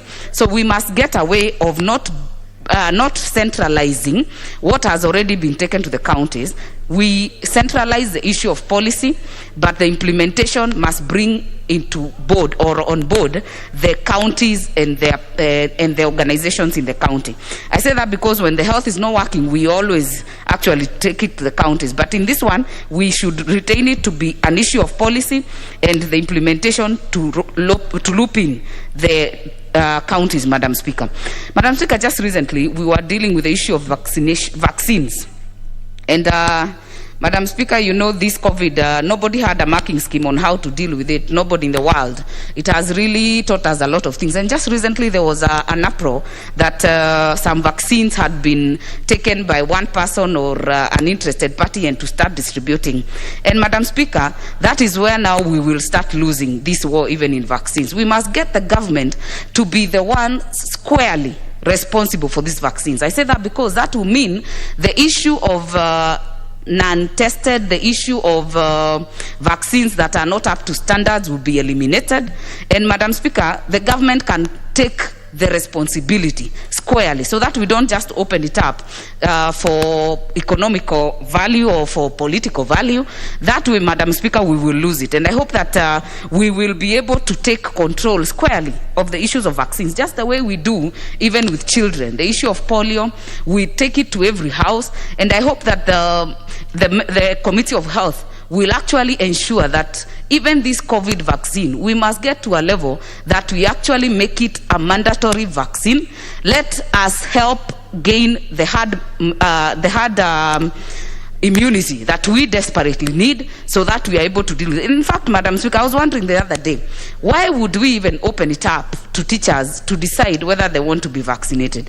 I think we need to get to the level where even when the Ministry of Health go to Kavonokia and they say they don't take vaccines, they're actually taken by force and even arrested. I think we should actually make them mandatory. But with those many remarks, with those reservations, I beg to support. Thank you, Madam Speaker. Very well. The member for Suba North, Honorable Hadiambo Akoth, Millie. Thank you, Madam Speaker, for giving me this opportunity. Madam Speaker, let me take this opportunity to thank Honorable Pokose for bringing this bill. Madam Speaker, as he was moving, I was a little concerned initially because I thought he meant that there is no legislative framework. But he clarified that there is indeed a legislative framework, but that he is seeking to make it better, which is indeed good. Madam Speaker, in fact, as Kenyans, if there's one thing that we have in this country, it's a very strong legislative framework. Our challenge usually is on the implementation. And therefore, I would want to encourage us as a country that we need to focus very strongly on ensuring that we implement what we pass. Madam Speaker, I'll try to be very brief because I've actually only read a little bit about this law, but I want to indicate as a first that one of the things that we must do as a country is the way the world is moving is towards specialization. We have countries that are now moving towards medical tourism. And for you to effectively have medical tourism, Madam Speaker, it means you must have very clear standards for people to be able to have faith and trust in you as a country, as a medical tourism destination. Madam Speaker, that is why you find that a lot of Kenyans are headed towards India, because they have regulated and provided standards. That is why Turkey is also becoming another destination for medical tourism. Madam Speaker, you find the same with other categories, Madam Speaker. And as a country, even as we look at social issues that affect us, we must also learn that we must manage a country as a commercial entity for it to make sense, because the era of charity is long gone, and countries must know that you must have a competitive edge as a country in order for you to attract investment. The era when the donors would come into the country and throw in a lot of money because we are poor African countries is long gone. Countries must take care of themselves. And in that process, you must build your capacity over something. And Kenya has opportunity, not just in food, but in medicines. And that is why this bill is very, very important. As an agricultural country, we have an amazing wealth of food. I'm really shocked if you look at even the countries that are allowed to export their fish to other countries, Madam Speaker. Yet we actually produce fish in such huge amount and quantities. But how do we then ensure first in terms of production that we reach areas that traditionally have that sort of expertise? Like, for instance, why do we want to put a lot of energy for fish in Thika when you have Suba North as the producer of fish? Why don't we build their capacity there?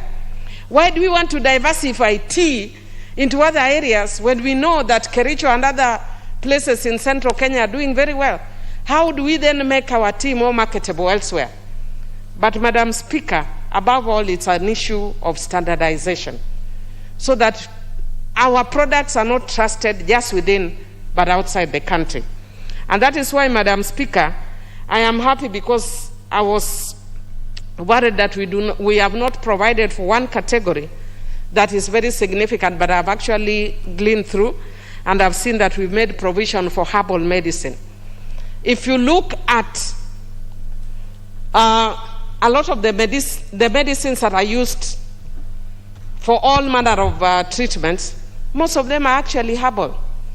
And if you ask our forefathers, and you don't even need to ask our forefathers, even our parents know that there are certain medicines that will be struggling with very major, diseases that, in the conventional medicine can't cure.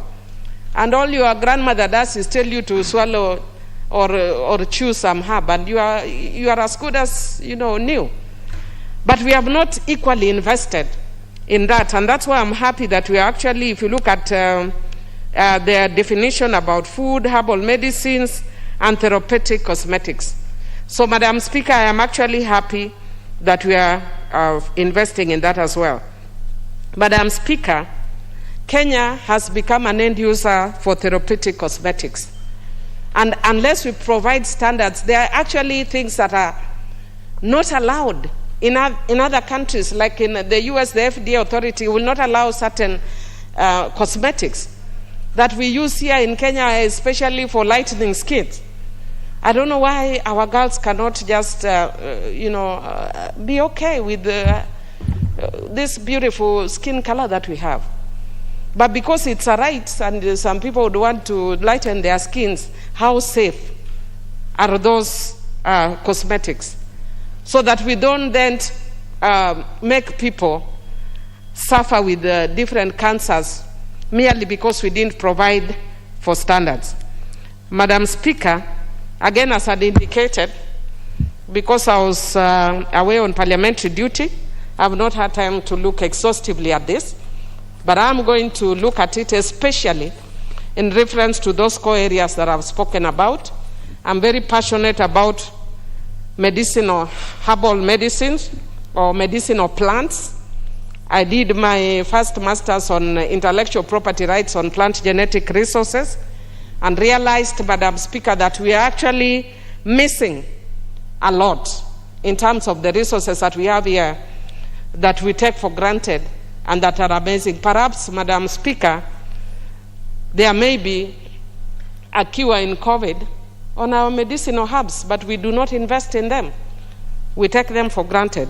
So I'm going to look at this, and I want to thank Honorable Fukose for seeking to bring this bill and to better our standards and to make us as a country more marketable, and also as a destination country, even for medical tourism. But I'm hoping that we can use this together with other standards to elevate our country. And those standards, of course, will include security and infrastructure. Madam Speaker, if there's one thing that we can take away as members of Parliament whenever we go on trips abroad, you know, the benchmarking, really there should be something that comes out of that. It's an embarrassment that sometimes you see countries that shouldn't be where they are and shouldn't be competing at an evil kill with us are way ahead of us. Why? Because we have allowed corruption to take center stage. Countries like Rwanda come to copy Kenya and implement what we have in a blueprint. They come and implement what we have in laws. So I'm actually encouraging us that we need to go beyond what we pass and to make sure that we implement. Otherwise, I do support. Thank you. Very well, Honorable Millie. Let me have the member for Tharaka, the Honorable Murugara Gitonga. Thank you. Thank you very much, Madam Speaker. Madam Speaker, let me add my voice to this bill. And from the outset, I'm a little bit taken aback because Honorable Ososi was asking for doctors to come and interpret this bill for us, and he was told by the Chief Whip that this is in simple English and everybody can actually understand it. And when I look at this bill, it does one simple thing, which is to establish an authority that will deal with the food, drugs, and chemical substances. When I look at the legal framework, which is what Honorable Ososi should have actually asked about, this bill has nothing to do with the public health and the acts made thereunder. It has nothing to do with the poisons acts that deal with medicine and what have you. This bill is actually anchored on an act of parliament, which is chapter 254 of the laws of Kenya, known as the Food, Drugs and Chemical Substances Act. It is an act as old as we can imagine, especially when I see that its regulations were made in 1978. Therefore, this bill has nothing to do with a Food, Agriculture and Food Act, which deals with growing of food, husbandry of food and what have you. This bill has everything to do with control of quality of food, drugs and chemical substances. Therefore, as we debate, we need to make it very clear that we cannot introduce amendments to deal with how we grow food, how food is distributed and what have you. It has to deal with how you package food, how you actually store it so that you offer it for consumption.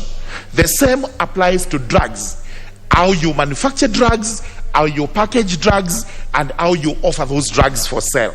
And other chemical substances, including cosmetics and therapeutic substances. So having said so, this act is actually very timely, because since the enactment of the Food, Drugs and Chemical Substances Act, chapter 254 of the laws of Kenya, we have had no one to implement the Act and the regulations made thereunder. From my practice of law, I know for sure that in Nairobi, even the defunct Nairobi City Council askaris used to try and enforce that act. They would raid supermarkets to go and see whether the food, drugs, and whatever chemicals, substances are in there do conform with the main act. And they would be looking for this. Does the food have storage instructions? And this is what this act deals with. Does the food have an expiry date? This is what exactly is covered by this act. If they were not able to understand the rest of it because of complexity of the issues involved, they would have to run to the Poisons Board, or they would have to run to Kenya Bureau of Standards to try and interpret whether the act was being complied with or not being complied with. What came out of it was a maze that people would not understand who was actually supposed to enforce that act. And now, because of that default, Honorable Pukose, the Health Committee, and all the other stakeholders have come up with a bill to establish an authority that would take charge of the Food, Drugs, and Chemical Substances Act and the regulations that are made thereunder. This is the bill we have today. This is the bill we are debating. And if I'm wrong, then the Honorable Pukose can actually inform me. I give him that permission. So having said so, this appears to be a thorough bill. And it is satisfactory to all intents and purposes. Because we need an authority to which, number one, we are able to establish the food that we have everywhere, in the supermarkets, in the hotels, wherever the food is compliant with the standards that are set by the Standards Act or by whatever other act of parliament that we are supposed to have. Similarly, we have to have an authority which will tell us the drugs we are consuming, the drugs we are buying from wherever, whether across the counter, whether from chemists or wherever, are drugs that are in conformity with the standards. And for sure, you know, standards are found in various acts.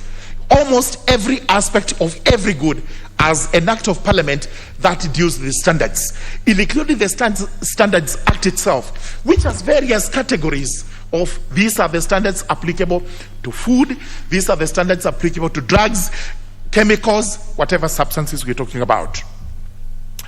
So this act needs to be passed. It has been lying around since 2019, and thank heavens that it has now come to the House.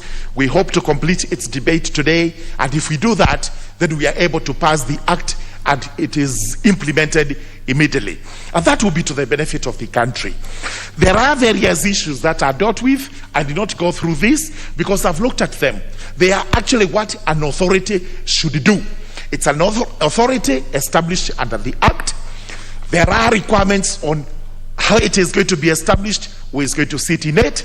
We have provisions regarding what are its responsibilities, and exactly what we are saying, it's going to be on the manufacture, on the packaging, on distribution of food, drugs, and chemical substances.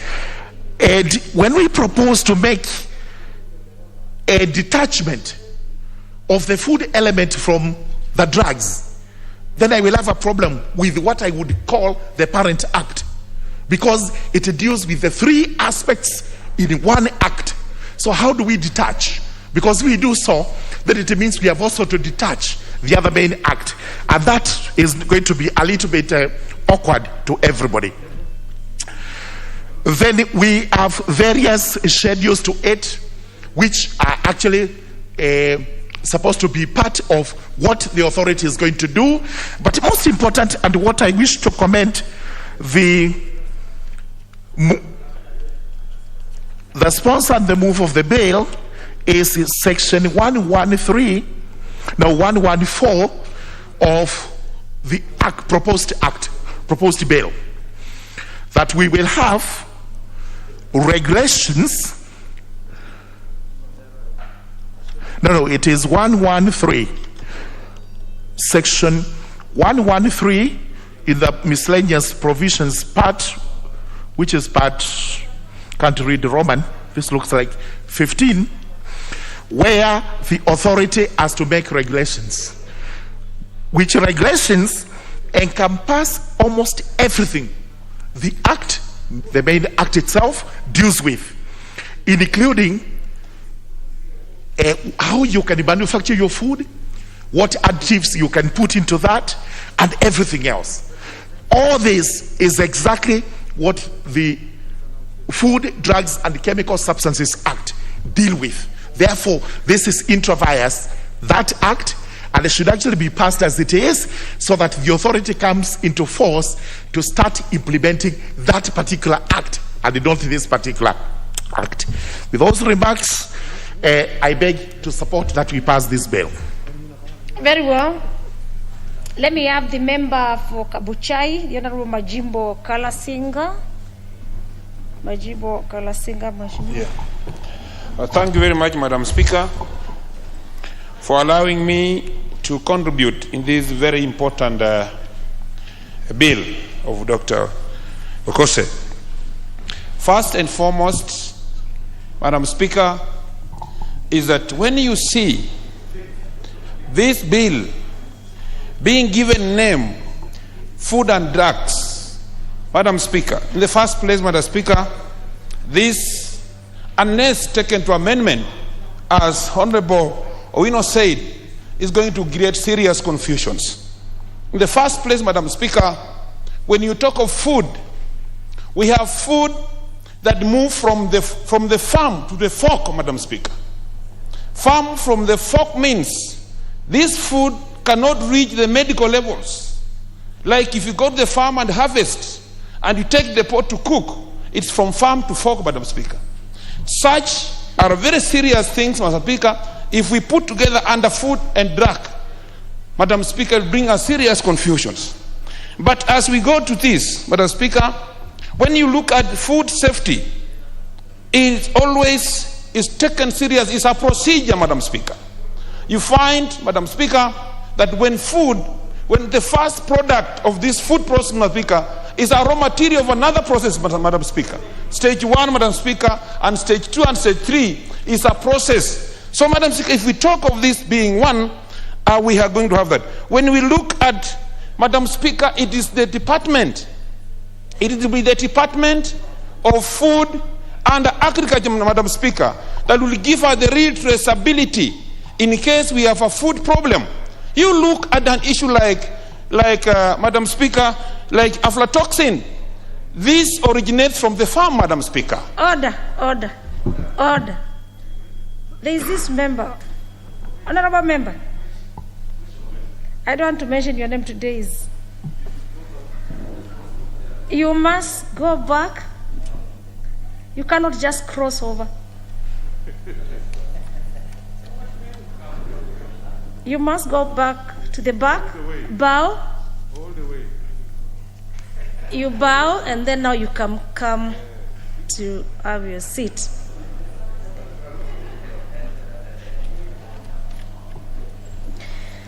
Remember, you can continue. Thank you, Madam Speaker.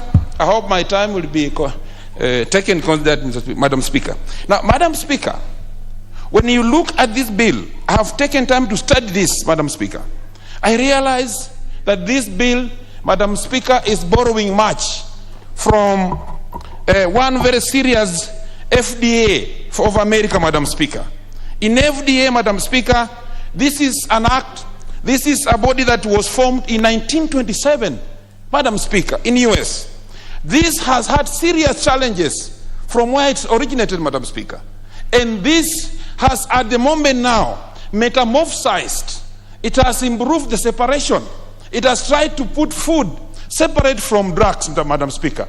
And that's why, Madam Speaker, if you come to the same way we are borrowing it, an act of 1927, Madam Speaker, as at now, we have different bodies that are now handling these two different things. One, we have the U.S. Environment Protection Agency, Madam Speaker. We have the Center for Drugs and Evaluation and Research, Madam Speaker. We have the Center for Biologists and Evaluation and Research. We have the Center for Food Safety and Applied Nutrition, Madam Speaker, and others, Madam Speaker. So when we look at it, Madam Speaker, even where we want to borrow this from, it has separated itself. Madam Speaker, if we move like this, I want also to say this, Madam Speaker, that now back in our country, when we want to see what we have as under-food in agriculture, Madam Speaker, we have serious, like we have the AFA, Madam Speaker. This is the Agriculture and Food Allied. We have the Directorate of Livestock Production. Madam, in Kenya, we have the Director of Veterinary Services. We have KALRO. We have KEPS. We have other bodies, Madam Speaker. We have Kenya Dairy Board. We have all these, like Kenya Fisheries and Services. We have Kenya Marine Fisheries. We have KEFIS. We have the National Biosafety Authority, Madam Speaker. All these are bodies that give capacity the Department of Agriculture to test food, Madam Speaker. So as I agree with the mover of this, Madam Speaker, I also agree with the amendment so that we can separate these two. Have the food department, then have the drug department. That will give this kind of good motion, and I will support this, Madam Speaker. Thank you, and The member for Tigania West, the Honorable Mutunga Kayuthia. The member for Tigania West, yes. Thank you, Honorable Speaker, for the opportunity to also add my voice to this. Honorable Speaker, I have strong background in agriculture, and I would like to be very useful to this House. Honorable Speaker, I would like to start by thanking the Honorable Dr. Pukose, Robert, for sponsoring this particular bill, and for putting in a lot of effort and maintaining the momentum for the period he has been pushing for this particular bill. He points out very clearly that the regulation of medicines, the regulation of pharmaceutical practice, the regulation of food, the regulation of scheduled substances, therapeutics, and even cosmetics, Madam Speaker, and medical devices are related in this particular respect. Madam Speaker, I would like to point out that this is a huge legislation which has 15 parts and 115 clauses. So it's a huge law, it's a big law. Honorable Speaker, as a member of the Agriculture Committee, we have had an opportunity to interrogate this particular bill.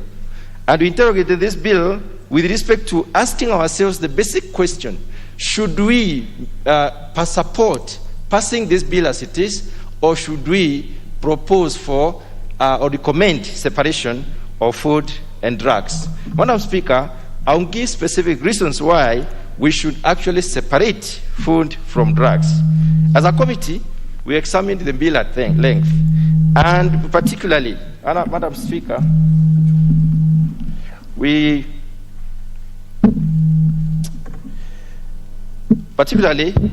looked at the clauses touching on food and the way these clauses are sitting within the bill itself, and what kind of provisions have been proposed within this particular bill. There are certain concerns which, as a committee, we would wish to bring to the attention of this House. Even as we make a decision, then we make an informed decision. Honorable Speaker, the philosophy of control of medicines is very markedly very different from that of the food. Food, as the Honorable Member has stated, is from the farm to the fork. There are many processes that are involved. There are many institutions that are involved. It is actually what we are calling a multi-institutional, multi-sectoral in terms of the handling. Madam Speaker, there are certain ways which we need to look at in terms of the control of these two, food and drugs. And I would like to highlight specifically about the drugs. When it comes to medicine, Madam Speaker, approval and registration of the product is necessary for the medicine. Approval and registration of food is not necessary. Madam Speaker, it is important to note that when the registration for food is not necessary, we do not need an institution to regulate registration of food. There is also huge and intensive efficacy trials of medicines before they are authorized and released for use. There is nothing like that required for food. Food is produced as long as it is safe for consumption and as long as it has the right ingredients or the right provisions in terms of minerals and other provisions, then it is given for people to eat. The third issue, Honorable Speaker, is that each product is approved by a specific disease, is approved for a specific disease. Each medical product is approved for a specific disease or a group of diseases that are related in terms of medicine. On the other hand, food is basically tied to the natural metabolism of the body. It responds to the functional aspects of the body, the physiology of the body. We eat so that we can be able to move on, to grow, to basically have the energy to play and do other things. Honourable Speaker, the fourth issue that is important and glaring is that reporting of the side effects is mandatory for medicine. On the other hand, when it comes to food, reporting of allergenicity, or rather the allergens that could be found in food, and the intolerance levels is what is required. So there's a clear difference between the two. Honourable Speaker, finally, for medicines, the market authorization of medicines, which we may, basically, the market authorization holders of medicine is responsible for the documentation. On the other hand, the authorization in terms of food is multi-sectoral, it is multi-institutional, and I'll be able to enlist some of these institutions, Honourable Speaker, given the opportunity. Honourable Speaker, looking at the food, the safety of the food itself, as we said, is from the fork from the farm to the fork. Different agencies are involved. In this case, it is multi-sectoral, as I have indicated. And I would like to enlist the institutions that are involved, basically in governing the food safety issue. One of them is the Agricultural and Food Authority in this particular country. There is a Directorate of Livestock Production, which is involved in livestock production or livestock-related foods. There is a Directorate of Veterinary Medicine, which takes care of the disease control and the safety of the food. Indeed, I need to emphasize here that the Directorate of Veterinary Medicine is the Kenyan recognized competent authority. Unless the Director of Veterinary Services declares meat safe for consumption, we cannot sell outside this country. So it's the only recognized competent authority. Honourable Speaker, there is also the Directorate, the Kenya Agriculture and Livestock Research Organization, which does research for livestock and agricultural and the crops in this country. There is the Kenyan Bureau of Standards, we know about it, the Kenya Dairy Board in terms of milk, the Kenya Fisheries Services for fish, the Kenya Marine and Fisheries Institute for purposes of training and research on fisheries, the National Environmental and Management Agency, we all know what NEMA does, the National Biosafety Authority, the Pest Control Products Board, the Public Health Department, the State Department of Crops Development, the Veterinary Medicines Directorate, and finally, the State Department of Water. Having said that, Honourable Speaker, it is important to realize that all those institutions work in collaboration. One output of an institution becomes an input into the other institution. So in this case, we cannot just say one institution won't be able to control everything. It is impossible. Many countries have tried this and they have come back to separate. And indeed, I would like to thank the Committee on Health because they have realized it is not possible to combine food and drugs in one legislation. They have to be in two separate legislation. Honourable Speaker, if we look at, on the other hand, on the issue of regulation, when it comes to medicines, the regulation of medicines requires maybe one institution or two institutions. After production of the food, after production and the research of the medical substances of medicine, it has to go through efficacy trials. And after these trials, the approval process. After the approval, it is therefore passed through one body, the Pharmacy and Poisons Board, which therefore registers and regulates or rather controls the distribution. On the other hand, it is not possible for food. When it comes to food safety, Honourable Speaker, regulation has to be done by many institutions. Alongside these institutions, there is the need to look at, when it comes to feed, not food now, when it comes to feed, because feed also needs to be looked into. Feed is what is given to the animals. We eat animals, we eat meat, we take milk, and we eat the eggs. We eat fish as well. What gets into the fish, what gets into the milk, what gets into the meat is consumed by human beings. There is a set of diseases called zoonotic diseases. Zoonotic diseases are those that are transferable from human to from animal to human. like diseases through milk. On the other hand, Honorable Speaker, there are those substances that remain in the crops or the meat residues or the milk. We have regulations that determine the maximum residual levels. In other words, the largest amount that should be contained in a specific substance so that it can be clear and safe for human consumption. Honorable Speaker, coming back to the recent times, there are many countries have gone back to separate these legislations. The bill has quoted the Food and Drug Administration, the Food and Drug Administration has heavily borrowed from the Pure Food and Drugs of America of 1906. Honorable Speaker, the FDA must make an attempt to inject efficiency in its regulatory functions. For us to have efficiency in regulation, we must be able to ensure that these institutions are left to do their work as trained as competent authorities and as experts in that area. When you look at the American case, 7 institutions are involved, not 1. 7 of them are involved. The U.S. Department of Agriculture, the Environmental Protection Agency, the Center for Drug and Evaluation and Research, the Center for Biological Evaluation and Research, the Center for Food Safety and Applied Nutrition, the Center for Veterinary Medicine. Your time is up. Remember, I know I can see you have a lot, but because of the interest of time, allow me to give the floor to the member.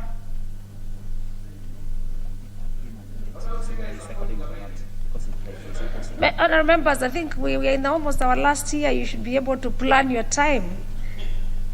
But let me give you just the time to say whether you second or you don't support. Do you support or you don't support the motion?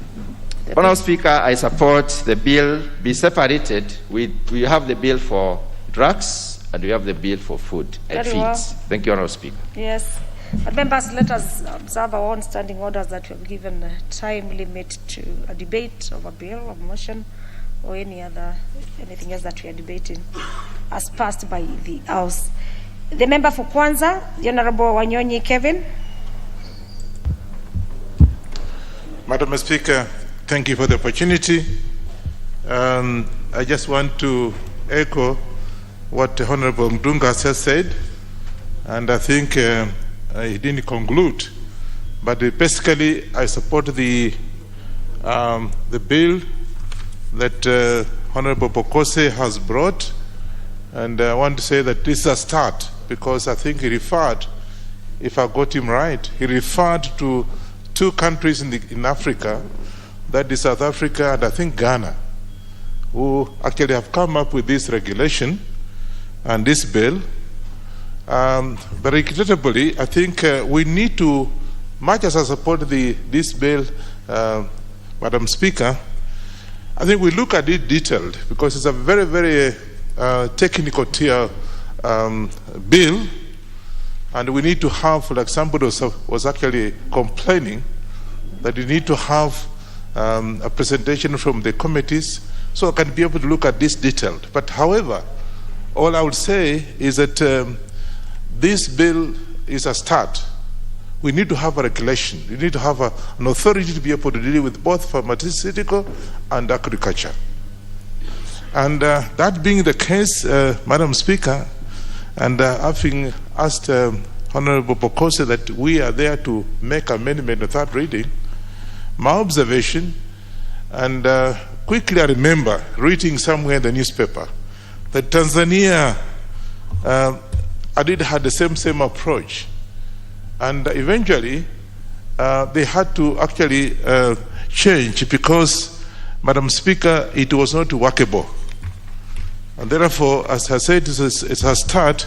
It couldn't work because, Madam Speaker, they found it very difficult to actually implement this particular approach. And therefore, among other things, and I don't want to waste so much time on it, we look at this as we support Honorable Bokose for coming up with this bill, but on the 3rd reading, we'll be able to come up with the amendment, so that we can also have 2 regulations, two authorities, one dealing with the control of drugs and one dealing, of course, with the medicine. If you go out, drugs and, of course, medicine and, of course, food, you go out there, Madam Speaker, we're having a lot of People are dying. As I'm sitting here like this, my people at home are calling me. About 7 people have died. You don't even know why people are just collapsing and dying. Maybe because of the food they eat, because it's not properly regulated. The meat that is actually consumed, both chicken and whatever, and beef, is not regulated. And so people are dying for unknown diseases. So with this authority around, we'll be able to actually trace up the beginning and, of course, be able to control the input, even the trucks that actually are used by livestock, and, of course, the kind of food that we actually are planting. Because apart from what we are seeing around, you find that you are even eating food that is actually already very poisoned. So I think this is a beginning, and I want to support the bill, but then in the third reading, let's be very, very detailed as members of the parliament to be able to separate so that we can now have a formation of another authority that deals with food to regulate the intake of some of the food that we actually are having. Because people out there are dying, and of course the whole thing will be, what did you do as a member of parliament? What regulation did you have? And therefore, without wasting so much time, Madam Speaker, I support the bill, but we now going to look at it detailedly and remove some of the issues, and maybe formation, like Mutunga was saying, have one that actually deals wholesale with the food intake in this country. I support. You support. The Honorable Osoti, nominated. Thank you, Madam Speaker, for the opportunity also to raise my voice on this very important bill.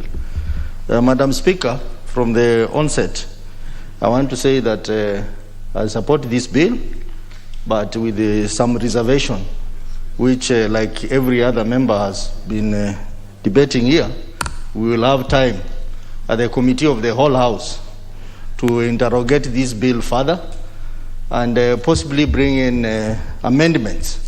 And I want to agree with the members who have spoken that there is a need to actually separate food from the drugs. Madam Speaker, this is a very fundamental bill and very key, because apart from regulating the medicines, pharmaceutical practice, food, drugs, scheduled substances, cosmetic, blood, medical devices, and many other things, this bill is seeking to repeal the entire Pharmacy and Poison Board Act. It is also seeking to repeal the Food, Drugs, and Scheduled Substance Act, and it's also seeking to repeal the Narcotic, Drugs, and Psychotropic Substances Act. So this bill is very key. But Madam Speaker, allow me to raise concerns, because the entire leadership of the Health Committee is not in this House as we are discussing this bill. The chairperson is not here.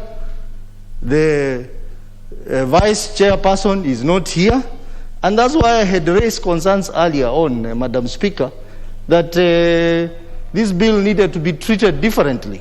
And we are concerned because even the report was not even given to us. So in the committee of the whole House, we want the committee to take the lead so that the amendments we are going to propose to this bill, Madam Speaker. Honorable Osoti, there is an intervention by the Honorable Member for Entebes, Honorable Pukose, was the... Thank you. Without really interrupting my colleague, I just wanted to let the chair know that the vice chair was actually with me here, Honorable Kutuny, and he's appearing before another committee, so he sought my permission that he attends to other matters.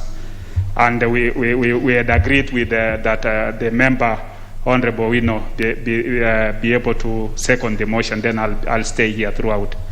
But all that you are contributing will be captured on the Hansard, and I know the committee will be able to take whatever you are saying if there is anything that you need them to take note of. Thank you. Thank you. Thank you, Yes, Honorable Honorable Dr. Pukose, for that clarification. But, Madam Speaker, we expect the committee to do quite a lot, the committee of the whole House, so that they can guide the rest of us. Indeed, that is very true. Carry on. I have a few reservations, Madam Speaker, which I would like them to be considered at the committee of the whole House. The first one is on the issue of blood. This bill seeks to also regulate blood and the blood products. And you are aware that this House passed here a bill, the Kenya Blood Transfusion Service Bill.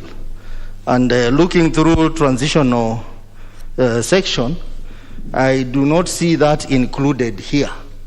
And I can see similarities between what this bill is proposing and what we passed under the Kenya Blood Transfusion Service Bill 2020. So the committee can look at that and make appropriate amendments so that we don't end up having two pieces of legislation doing the same thing. The other issue of concern is the bill proposes to create the National Quality Control Laboratory.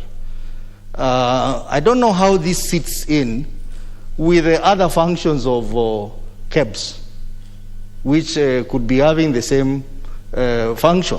So I think that's another thing, especially when it comes to food. Also, the Anti-Counterfeit Authority, how does it sit in?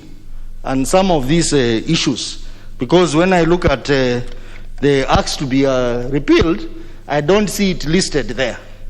So maybe the committee can also look at that. Madam Speaker, I want to agree that there is need to enhance the regulations of all these products as listed because of increasing cases of cancer.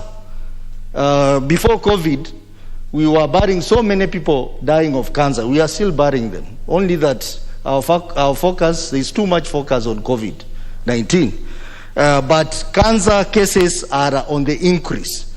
And this could be because of our people consuming substandard and in some cases dangerous products which affect their health. The other important issue is the issue of, in terms of functions, the Ministry of Agriculture and the Ministry of Health. I have heard informally that the Ministry of Agriculture is not comfortable with this bill.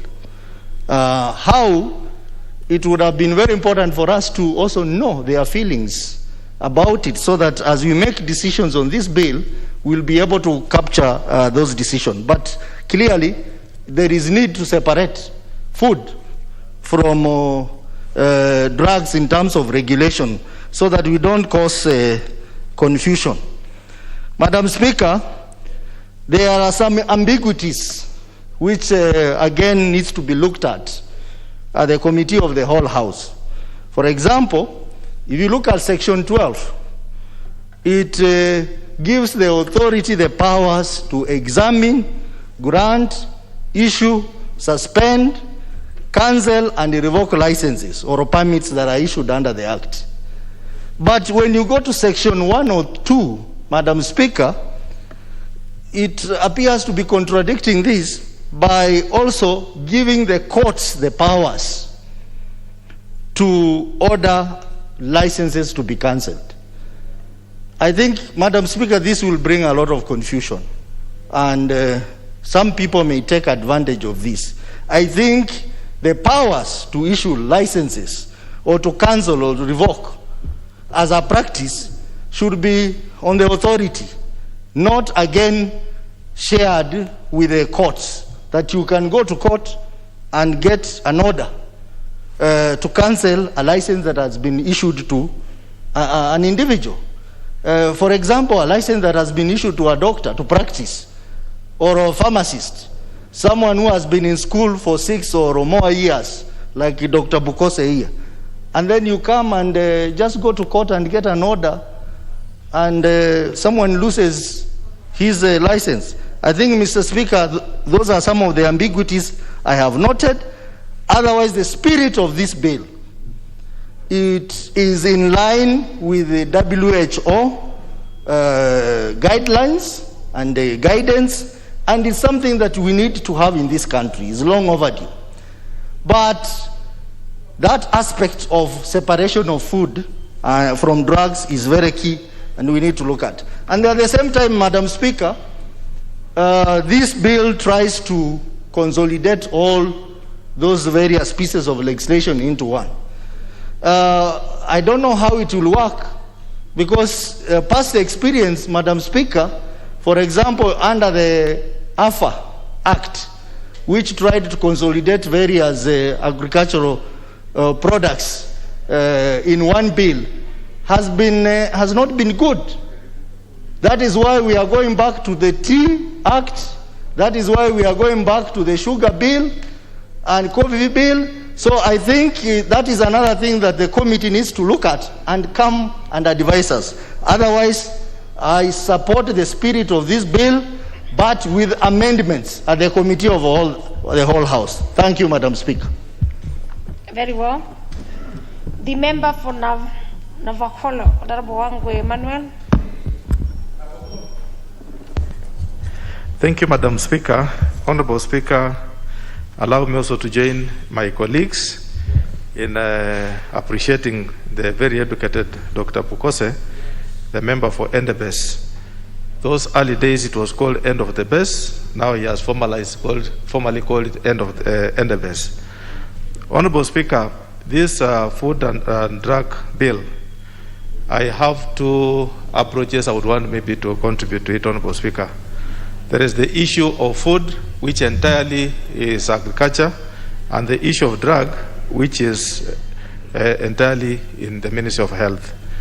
However, I have a reservation which I would want to put forward that during the Committee of the Whole House, I will be proposing amendments to that effect, Honorable Speaker.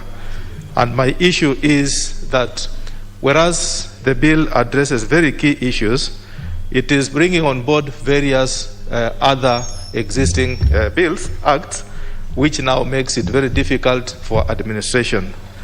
And Honorable Speaker, agriculture is not just production. You cannot produce what you cannot consume. You produce something or as a product to consume. The end result is what we refer to as marketing of the agricultural product. We converge in WTO, World Trade Organization, to make sense of what we produce. How are we going to integrate when it comes to marketing of food vis-a-vis marketing of drugs? That is the main issue that I'll be seeking to propose amendments so that we state clearly how are we going to integrate the two. The bill does not address that. And Honorable Speaker, we look at Kenya being a signatory to very many bodies, and we associate through agriculture on Food and Agriculture Organization, FAO.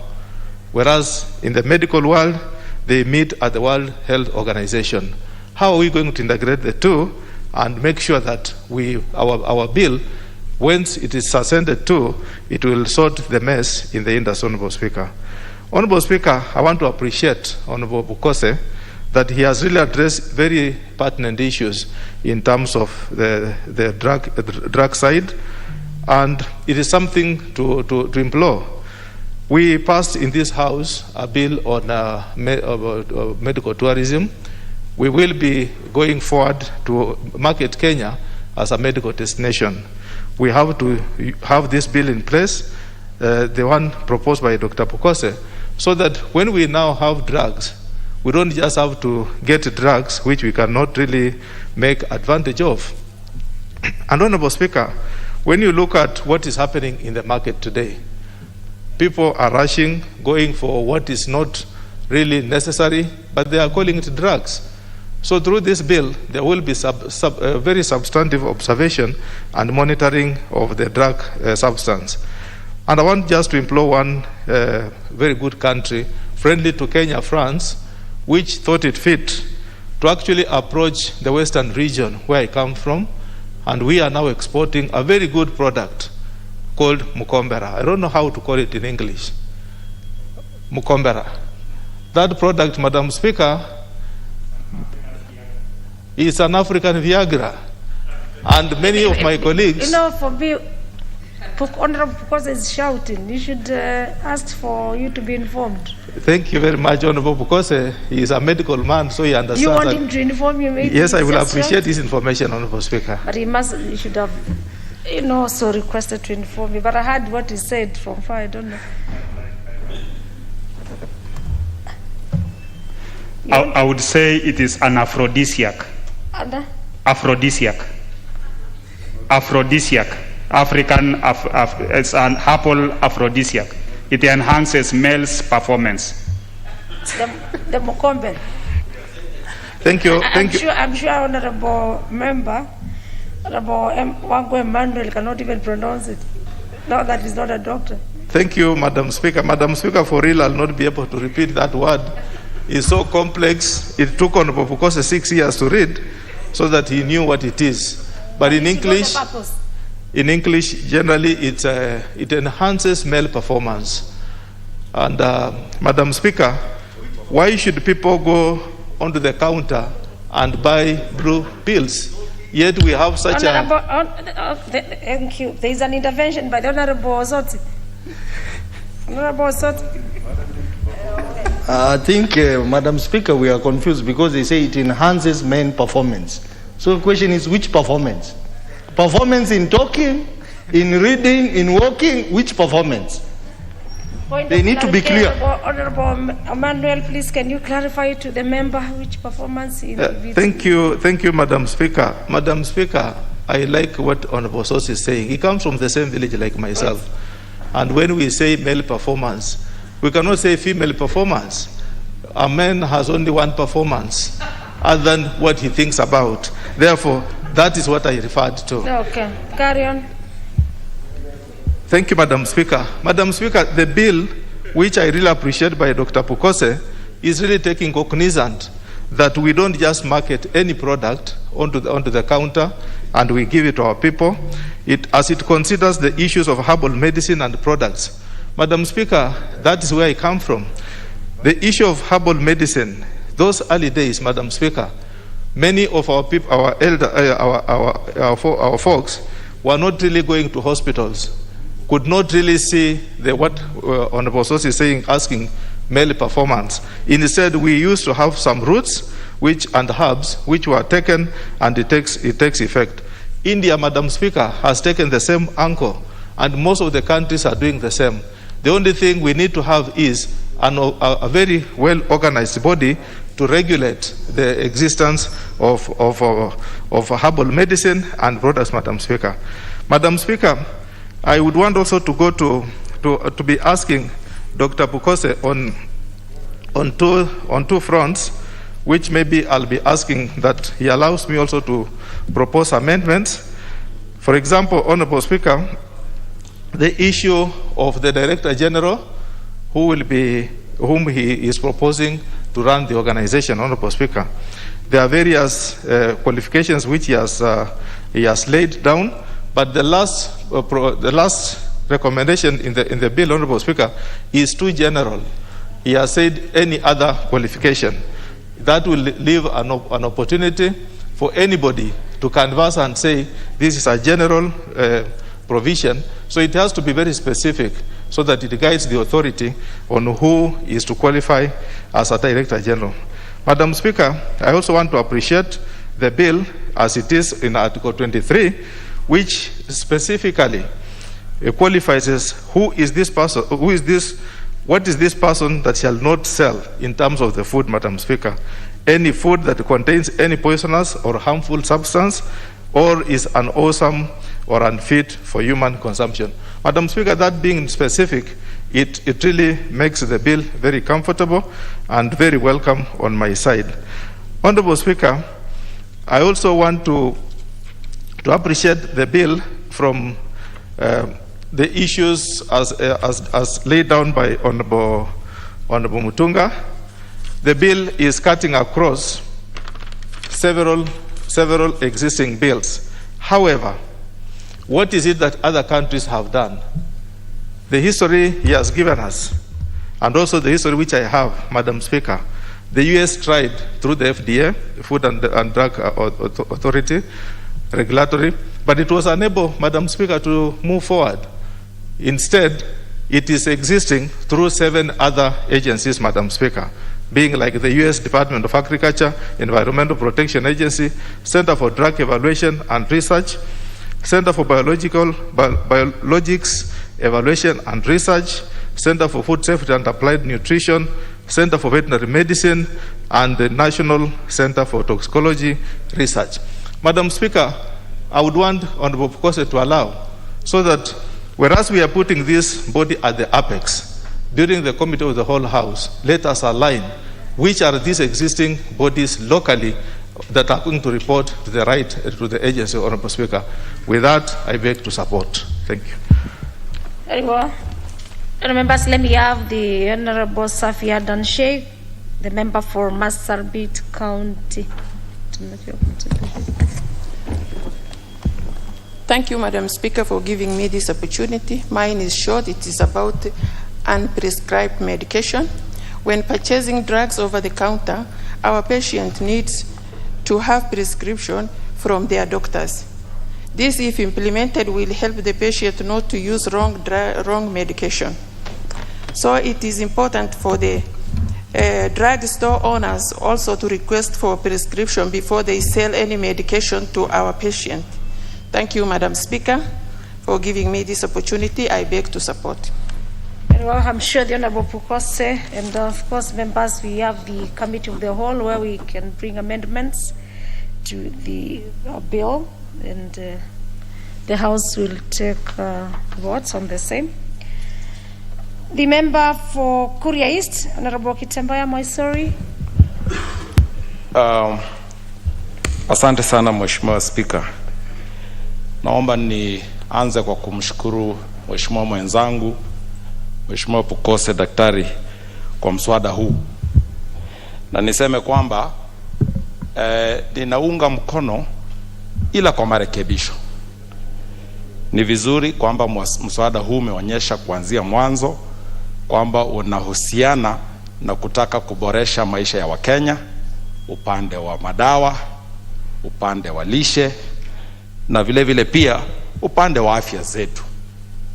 Na nimependelea sana kwamba mswada huu unalenga kuhakikisha kwamba dawa ambazo tunapata sisi wananchi wa Kenya zinakuwa ni dawa ambazo zimepeanwa kulingana na daktari ambaye ameangalia ni nini anakuandikia na kukupatia, ili kwamba ukinunua dawa unanunua dawa ambaye ni nzuri kwa ajili ya afya yako.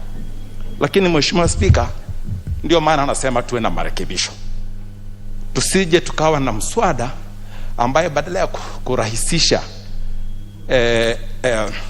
ile kufikia huduma ya afya, inakuwa kwamba unapinga ule mtu ambaye anatoka sehemu pembezoni, mfano yule mama ambaye anaishi mahali panaitwa Biasumu ama mahali anaitwa Ngochoni, kwamba asiweze kufikia kununua dawa kwa sababu hakupata daktari ambaye ataandika dawa ile ambaye inahitaji kwamba akaweze kuitumia. Kwa hivyo kuna haja ya sisi kukubali kwamba mswada huu unaendeleza maisha yetu na afya zetu, lakini pia vipengele vyake visije vikawa kwamba vinazuia kwamba tusiweze kufikia yule mtu ambaye hana uwezo ama madaktari hawako kwa karibu kuweza kupata ile ambayo tunaita ni prescription. Pili, Mheshimiwa Spika, ni vizuri tukubali kwamba kuna chakula na madawa yanaingiliana. Mswada huu unalenga kwamba tukaweze kudhibiti mambo haya kwa pamoja.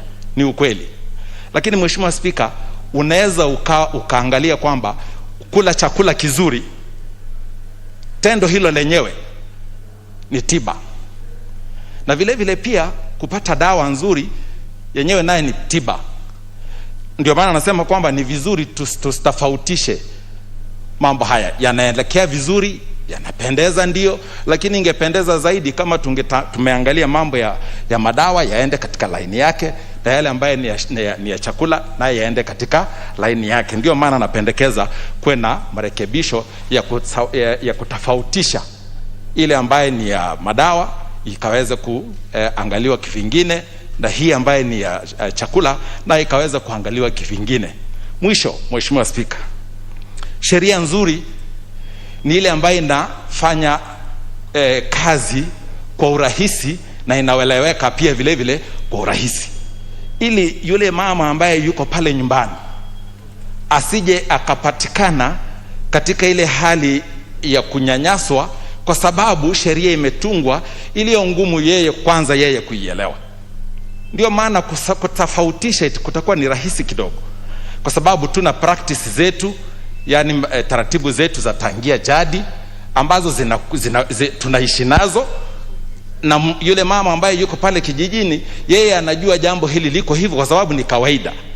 Lakini tukiingiza katika usomi huu alafu tukamshurutisha kwamba akaweze kufuata hayo, na ni kwamba kuna sheria na yeye anajua akiondoka atachuna matawi fulani akaweze kupata tiba, basi itakuwa kwamba pia tunamzuia na kumshurutisha kwamba akaweze kuishi maisha yake kwa kuwa na wasiwasi kwamba huenda alichokuwa akikifanya na ni kizuri, basi kinakuwa kwamba ni tatizo. Kwa hivyo mimi Mheshimiwa Spika, nina support hii sana, lakini nasema kwamba ingependeza zaidi kama tungetofautisha kwamba tukaweze kuwa na ile ambayo inaangalia mambo ya madawa ikaweze kuwa ndio hivyo ilivyo, na yale ambayo inaangalia mambo ya lishe na mambo ya chakula ikawe tofauti kama walivyofanya nchi zingine, ili kwamba tusiwe tunatengeneza sheria ambayo baada ya miaka miwili tena tutagundua kwamba haifai tena, tunarudia tena kama kwa mfano walivyosema wenzangu.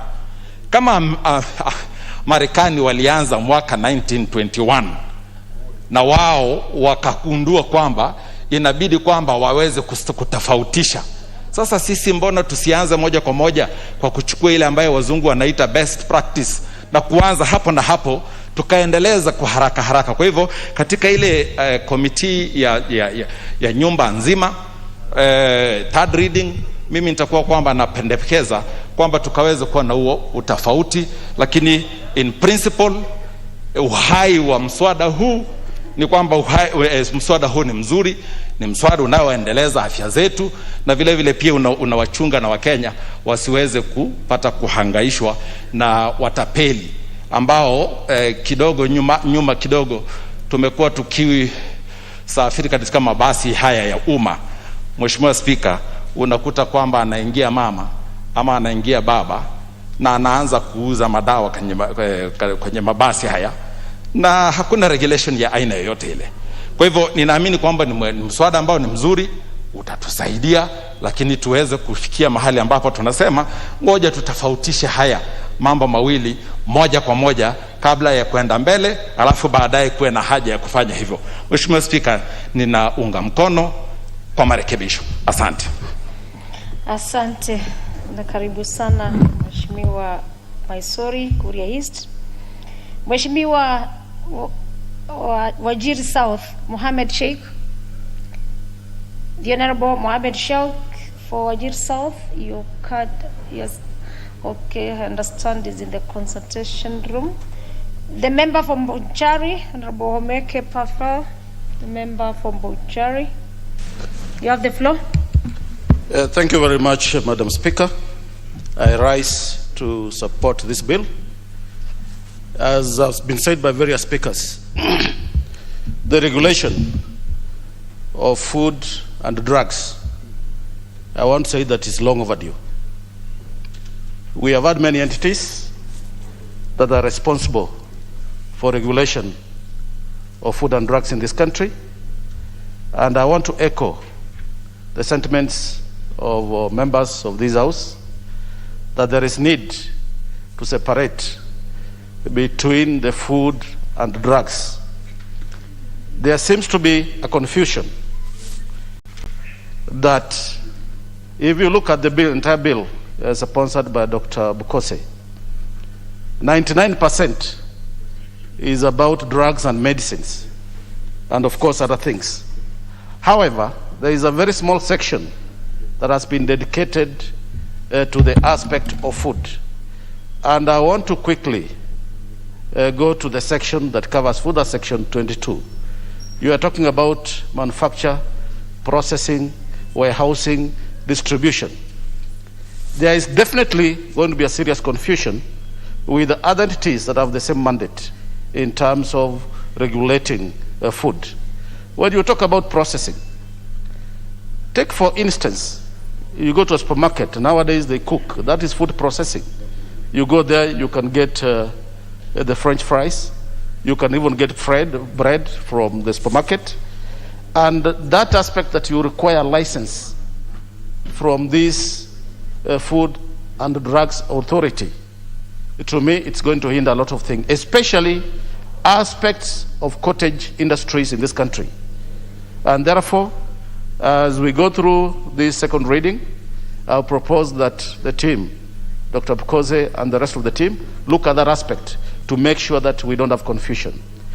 Madam Speaker, I would also want to draw your attention to section 6.2, where the proposed bill has provided for the term limit for the Director General. Typically, I don't know why this is the case, Director Generals serve a term of 3 years, while we have the chairman who is appointed by the President serving a term of 4 years. However, in this bill, if you look at 6, you see the Director General has been prescribed a term of 4 years.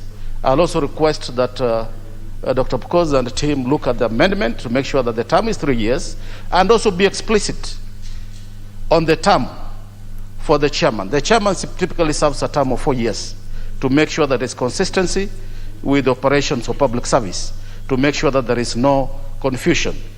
Also, Madam Speaker, I would like to draw the attention to section 77 that talks about the National Quality Control Laboratory. That laboratory, if you look at it, 77A, has a provision of setting the standards. I'm also drawing the attention of Madam Speaker that this mandate is actually a mandate of Kenya Bureau of Standards.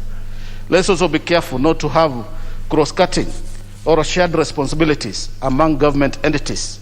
Let it be clear who is responsible for what. And even this National Quality Control Laboratory, I can see it is focusing on drugs, not food. Let's be clear, it's about safety of the food, not the quality of the food or the drugs. And therefore, that clarity needs to be very clear in this act. And finally, Madam Speaker, I draw your attention. There is a section that talks about the financial aspects of the authority. I don't see any provisions for providing, there is funds that have been provided from the Exchequer and all that. However, I would prefer that that section refers to the Public Finance Management Act of 2012 and its amendments to make sure that there is no confusion. When you try to define the financial aspect, and that has been done by other acts of Parliament, it brings an aspect of confusion. Therefore, Madam Speaker, when you come to the third reading, I will support this bill with those few amendments. Thank you. Very well. At the Committee of the Whole, amendments are very welcome. The member for Matthias. The member for Matthias. The Honorable Odanga Makoha. Thank you, Madam Chair. Thank you, Honorable Speaker, for giving me this opportunity. I also want to support the bill sponsored by Honorable Bukose because, Madam Speaker, we really need to have regulations that go with the time. Because since the current existing laws were made, it has taken quite a while, I think from the 50s to date, and so many changes have been taking place in the world today, Madam Speaker.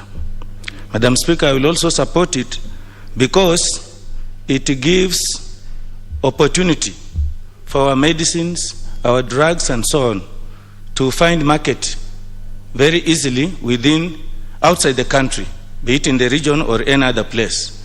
And I think, as the sponsor said earlier, in Africa, only Ghana and South Africa have been able to reach that level, which he called level 3. And if that is the case, then we also need to move with speed to be on the same page with the others that are already ahead of us. But, Madam Speaker, as other members have already noted, lumping food, medicines and drugs together, I think is something that we need to give consideration so that each one is handled by separate laws. In fact, as a Committee of Agriculture, we have already started looking at the AFA as it is today to have laws, separate acts for each of the scheduled crops, which I think should be the way that we should even go with this Food, Drugs Authority and so on, Madam Speaker. Madam Speaker, many countries in the world have gone full throttle to ensure that they are taking safety measures, making safety regulations to ensure that the drugs are safe for use by human beings and even for other purposes. And Madam Speaker, I want to say that we as a country, we really need to go that way, because in countries where this has been adopted, a Food and Drugs Authority, we are seeing the benefits that they are gaining from it. But Madam Speaker, at the committee stage of the whole House, as it has been said, we'll need to support amendments, particularly those that will go the way of separation of food from the drugs and so on and so forth. But having said that, Madam Speaker, I support. Very well. Members, there be no another member willing and wishing to contribute to this. I call upon the mover to reply. We cannot see you on the request list, Honourable Member. Madam Speaker, actually, I don't understand that because I have, it's blinking here, both the intervention and... Yes, Honourable Member, but the way we do the requests, I'm not able to catch you. Of course, now you've raised your voice. Please, you can have your 1 minute. Let me give it to you now that you indicate that you wanted to speak. Yes, before the mover. And maybe with this one, I order the officers from the system just to ensure that our cards are captured.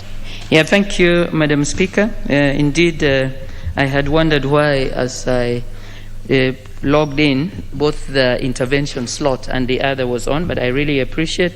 Honorable Speaker, allow me to also add my voice to support this bill.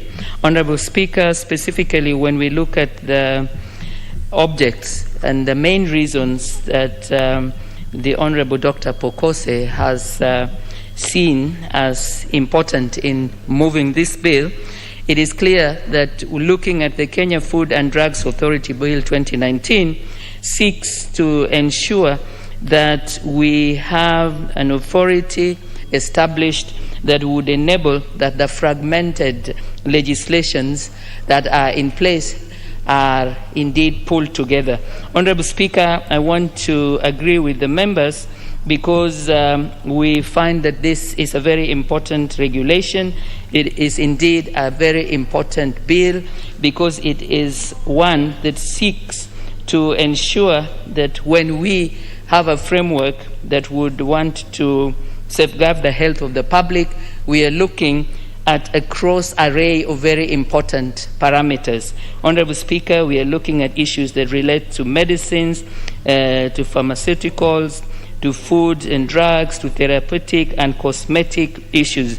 Honorable Speaker, other than looking at the very specific aspects that would address the health of the public, there also is the key issue of how we are going to be dealing with authorities that are already in existence and how we then are to address the way that these come together. I agree with members, Honorable Speaker, but I also want to request, because I have heard, as members have said, that we do not want to lump food and drugs together.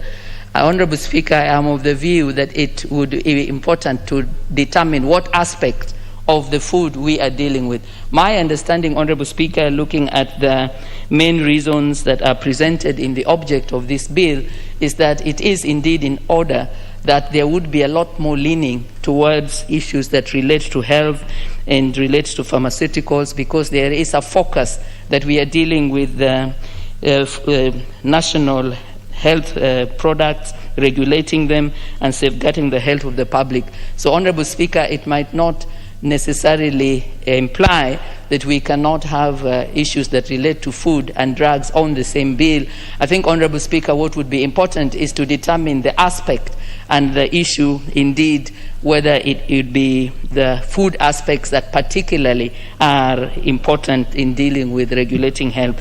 And therefore, Honorable Speaker, as I support, I would want to indeed urge that when we are going to go to the Committee of the Whole House, I hope, Honorable Speaker, that through the respective the committees, particularly the Committee of Health, we can indeed have a clearer indication and a report and exposition that helps us to see the obtaining situation with regards to legislation, with regards to authorities existing, and indeed the kind of overlaps and relationships that we have between food, drugs, and in this regulatory system. I conclude, Honorable Speaker, by also saying that it would be useful to determine, because I see the use of the words or terms authority, system, and the bill almost alternately.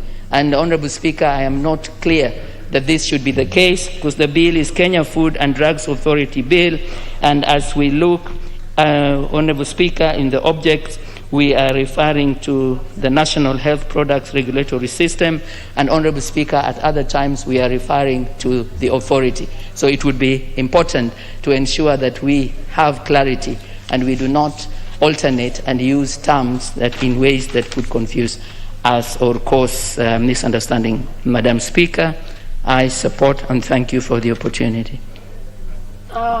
Then now, members, there be no another interest for the members to speak to this. I do call upon the mover to reply. The Honorable Pukose Robert. Thank you, Madam Speaker. On the onset, I want to thank every member who has made contributions to this very important bill. This is actually a very historic bill for us as Parliament, and I think when the history of this Parliament will be written, this is one of the very important bills that this House would have passed.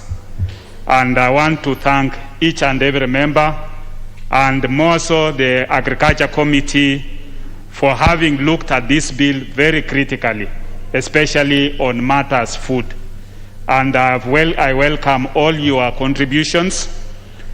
I've heard everything that you said, and the Committee on Health had actually had a discussion with the Committee on Agriculture. They had also had a discussion with the PS Agriculture, Professor Amadi Boga, and Hari Kimutai, and also the technical team from the Ministry of Agriculture.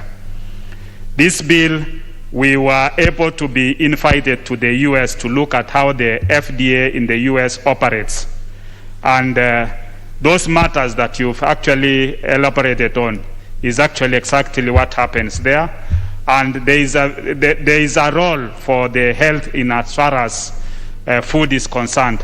That part that is done by the public health is what we will be able to see how best we can be able to retain it within the bill, so that the gains that have been made by the public health cannot be lost.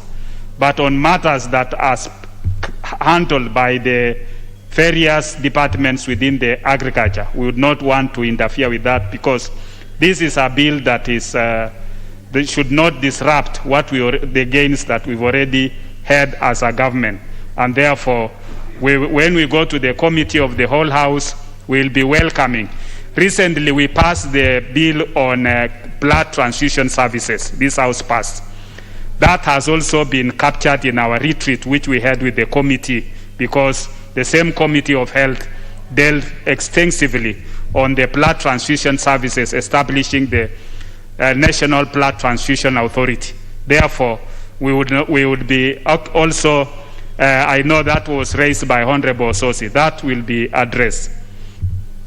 On issues which were also raised by Honorable Imeke, on matters of National Quality Control Laboratory, we have the National Quality Control Laboratory is a department within the Pharmacy and Poisons Board.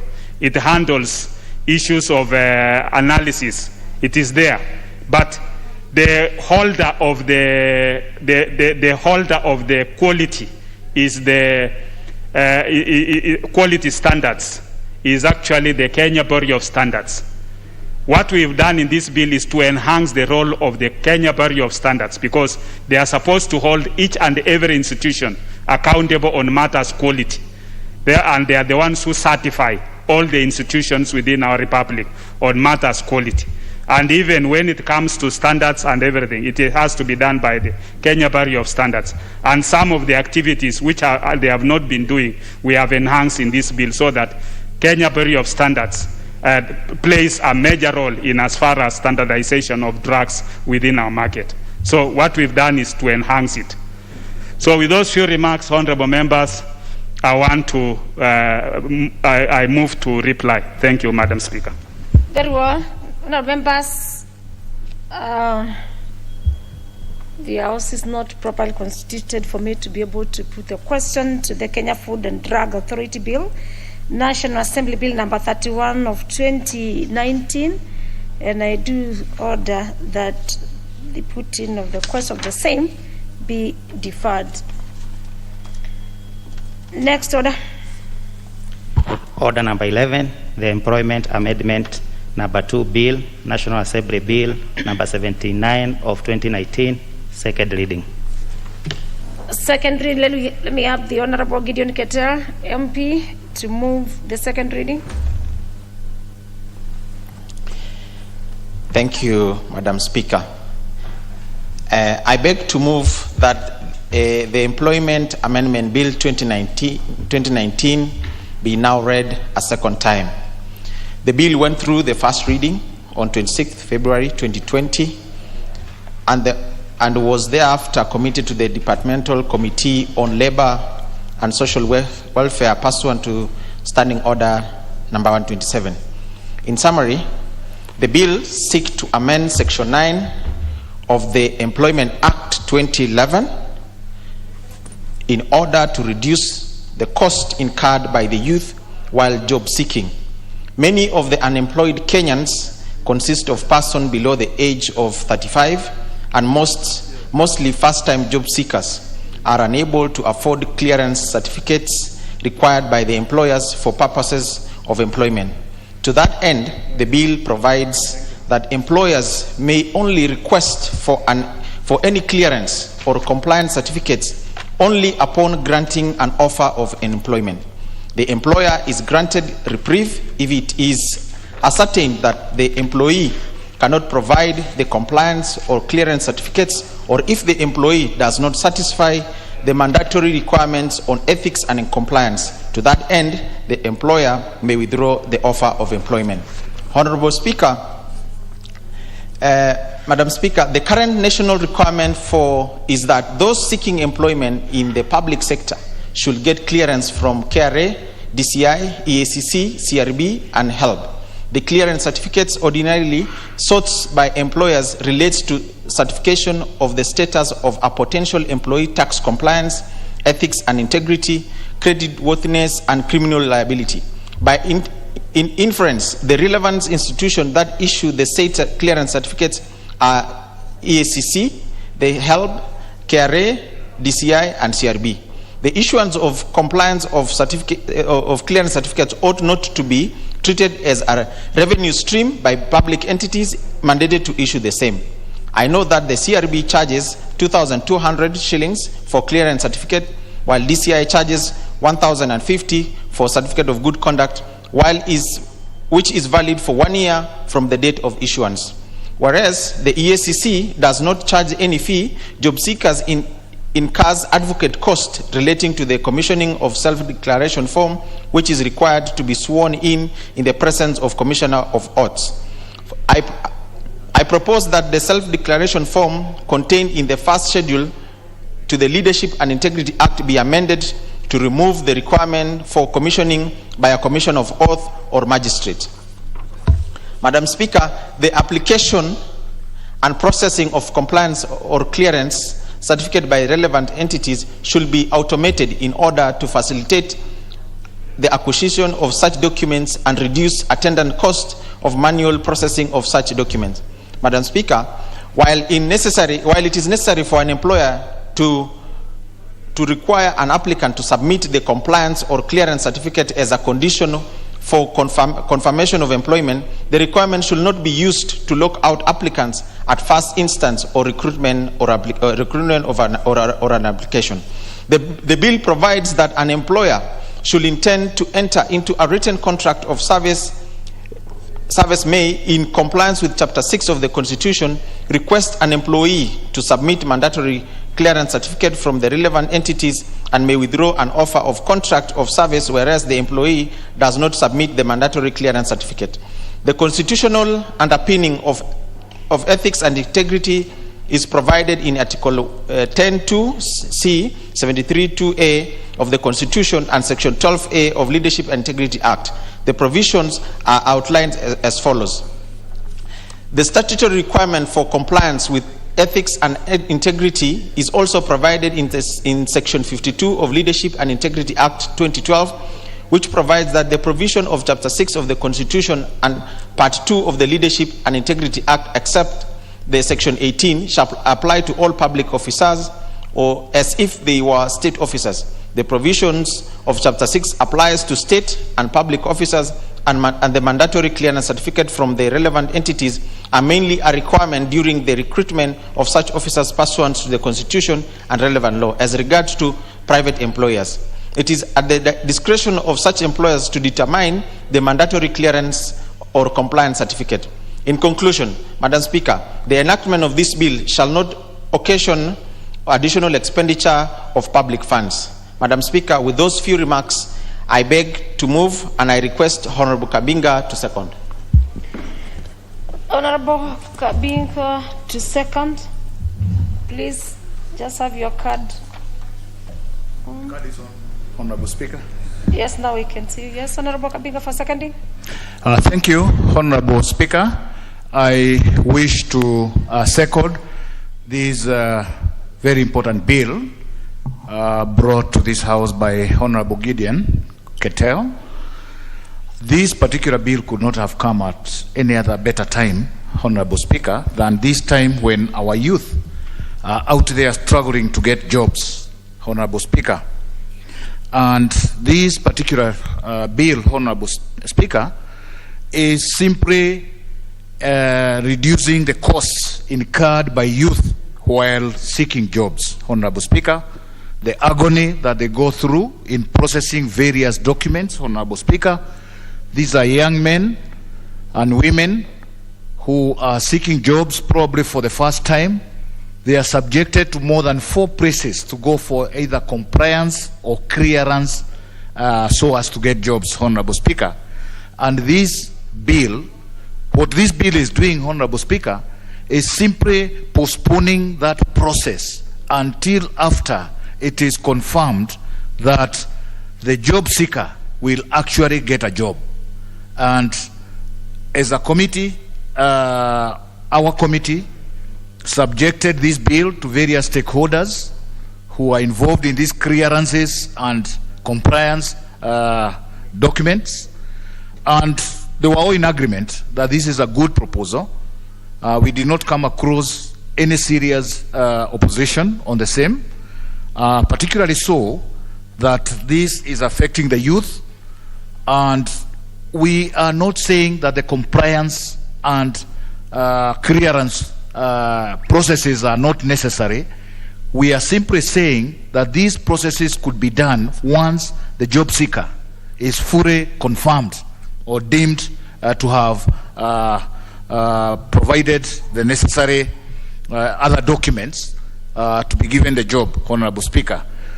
Under the present process that our people undergo so as to get jobs, Honorable Speaker, a majority of the young men and women, especially those are coming from universities and other institutions of higher education, are getting discouraged, Honorable Speaker, when they go through these rigorous processes of police clearances, help clearances and others, just to be told that they failed in their interview. When such jobs come up again, the young men and women feel discouraged when they look at the kind of process they have to undergo again to make the applications, Honorable Speaker. And it is for that reason that we are saying that we need to have this bill passed so that our youth will no longer be subjected to this document processing when they are in a known state. These documents are required to be attached to the application forms. So at that stage, the young man or woman doesn't know whether he or she will get the job. Just to go for the interview, or even not to even be called for the interview, yet they have gone through this rigorous process through which they even borrow money, because a majority of it is alluded to by the mover, costly. And these young men and women would simply borrow money to be able to acquire these documents, just to even fail to be called for an interview after putting in their applications. And therefore, what we are saying here, Honorable Speaker, is that we would want a process whereby our youth are not locked out of the jobs even before they are interviewed. We would want to encourage them to apply. We would want to encourage the employers to take them through the interviews. If they are sure they will take them, that is the time the young men and women will then now go for these documents. Honorable Speaker, there will be other associated bills that may need to be amended, and we'll be looking at that as a committee once this bill passes through the various process stages, because there are other rules that also require the issuance of clearance and certificates and compliance certificates related, including the Leadership and Integrity Act of 2012, Honorable Speaker, that we may need to look at, so that once we pass this bill, those other related bills may also be amended to ensure that this bill can be implemented fully. Honorable Speaker, as a committee, we may also be, we are proposing also some amendments in the Committee of the Whole House to strengthen this bill, especially on Clause 2 of the bill, where we'll be coming up with some amendments to ensure that the bill is strong enough, clear enough, creating clarity, so that once we go to implementation, then there will be no ambiguity.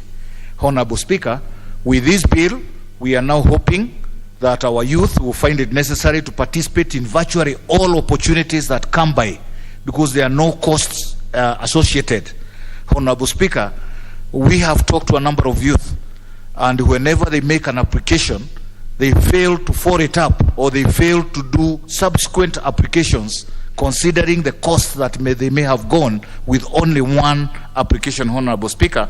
And so this is why we're saying that with this bill, the youth will now no longer be burdened with the costs, and therefore they should find it necessary to now participate in as many opportunities that come as possible, so as to acquire these jobs, Honorable Speaker. We are sure that the institutions that are involved in this document processing of compliance and clearance do not take this as a way of earning money, and therefore they should not have any problem in postponing this process until the youth is fully confirmed to have been given that job, Honorable Speaker.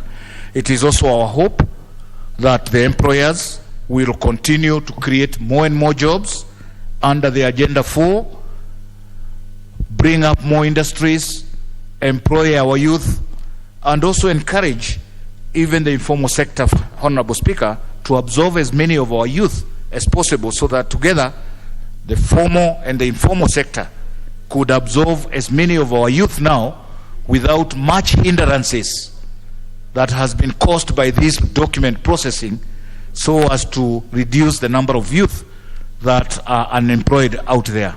Honorable Speaker, with those few remarks, I want to second and hope that once this bill is passed, information will be disseminated as wide as possible for our youth to know that we no longer require the processing of documents as they were required there before. Honorable Speaker, I second. Thank you. Your second.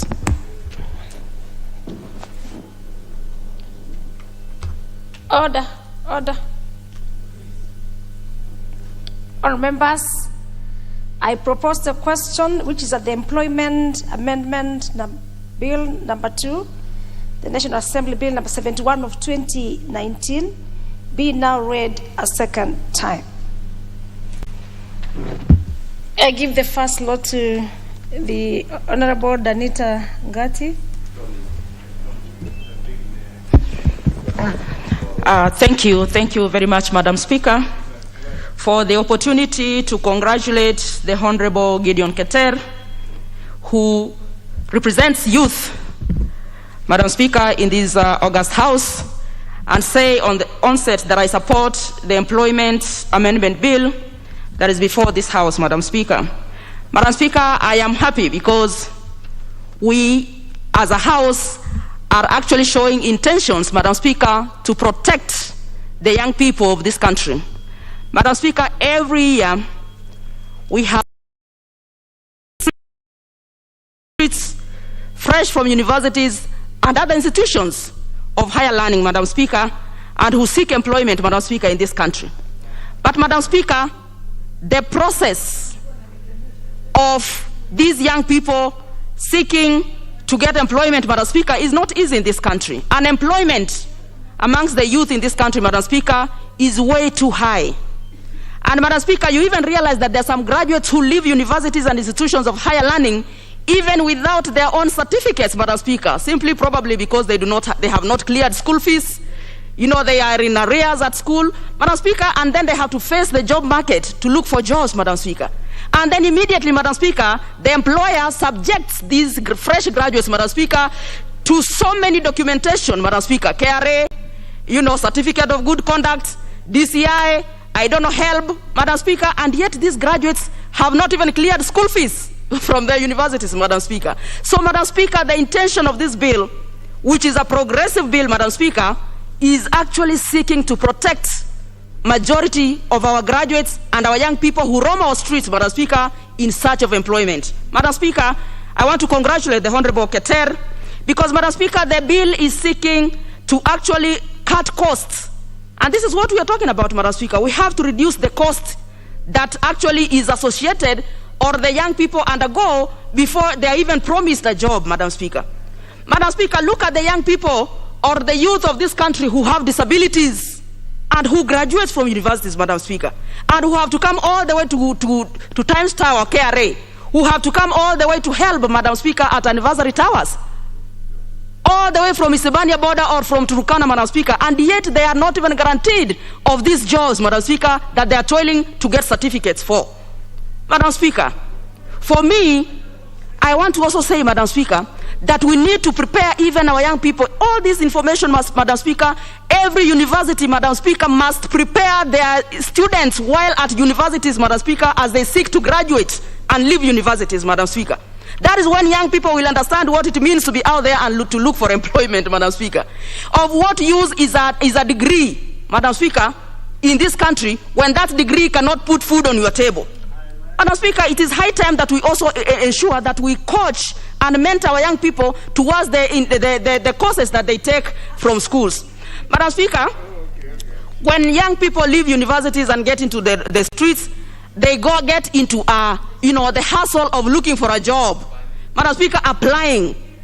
Before they even get this job, Madam Speaker, that they have spent all their savings, Madam Speaker, to apply and to go to HELB and to go to KRA and to go to DCI and to go everywhere, Madam Speaker, to look for this documentation, and they are not guaranteed of employment. Madam Speaker, I am happy that this House is giving a new lease of life to our fresh graduates from universities, Madam Speaker, by amending or seeking to even bring this bill to this House.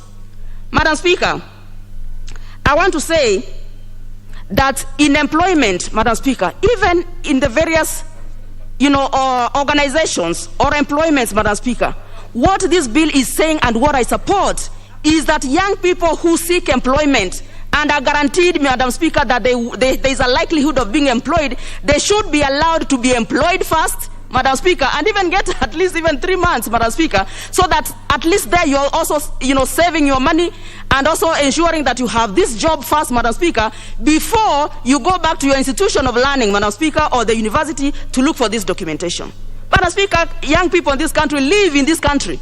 Madam Speaker, how can we make it easier and lessen the hassle that our youths encounter? Madam Speaker, I come from the county of Migori. And Madam Speaker, right from Rongo constituency, which is just at the border of Kisii and Migori, from Rongo to Isebania border, Madam Speaker, that is the county of Migori. And every time I am in that county, Madam Speaker, the young people who roam our streets, Madam Speaker, looking for employment is just way too high. And when you tell this young person, Madam Speaker, fresh graduates from university, that you have to go and look for these papers so that you apply for a job, Madam Speaker, they completely give up. And Madam Speaker, this is the job that our Huduma centers that are in our counties must also do, apart from also the universities that prepare our young people to get into formal employment. And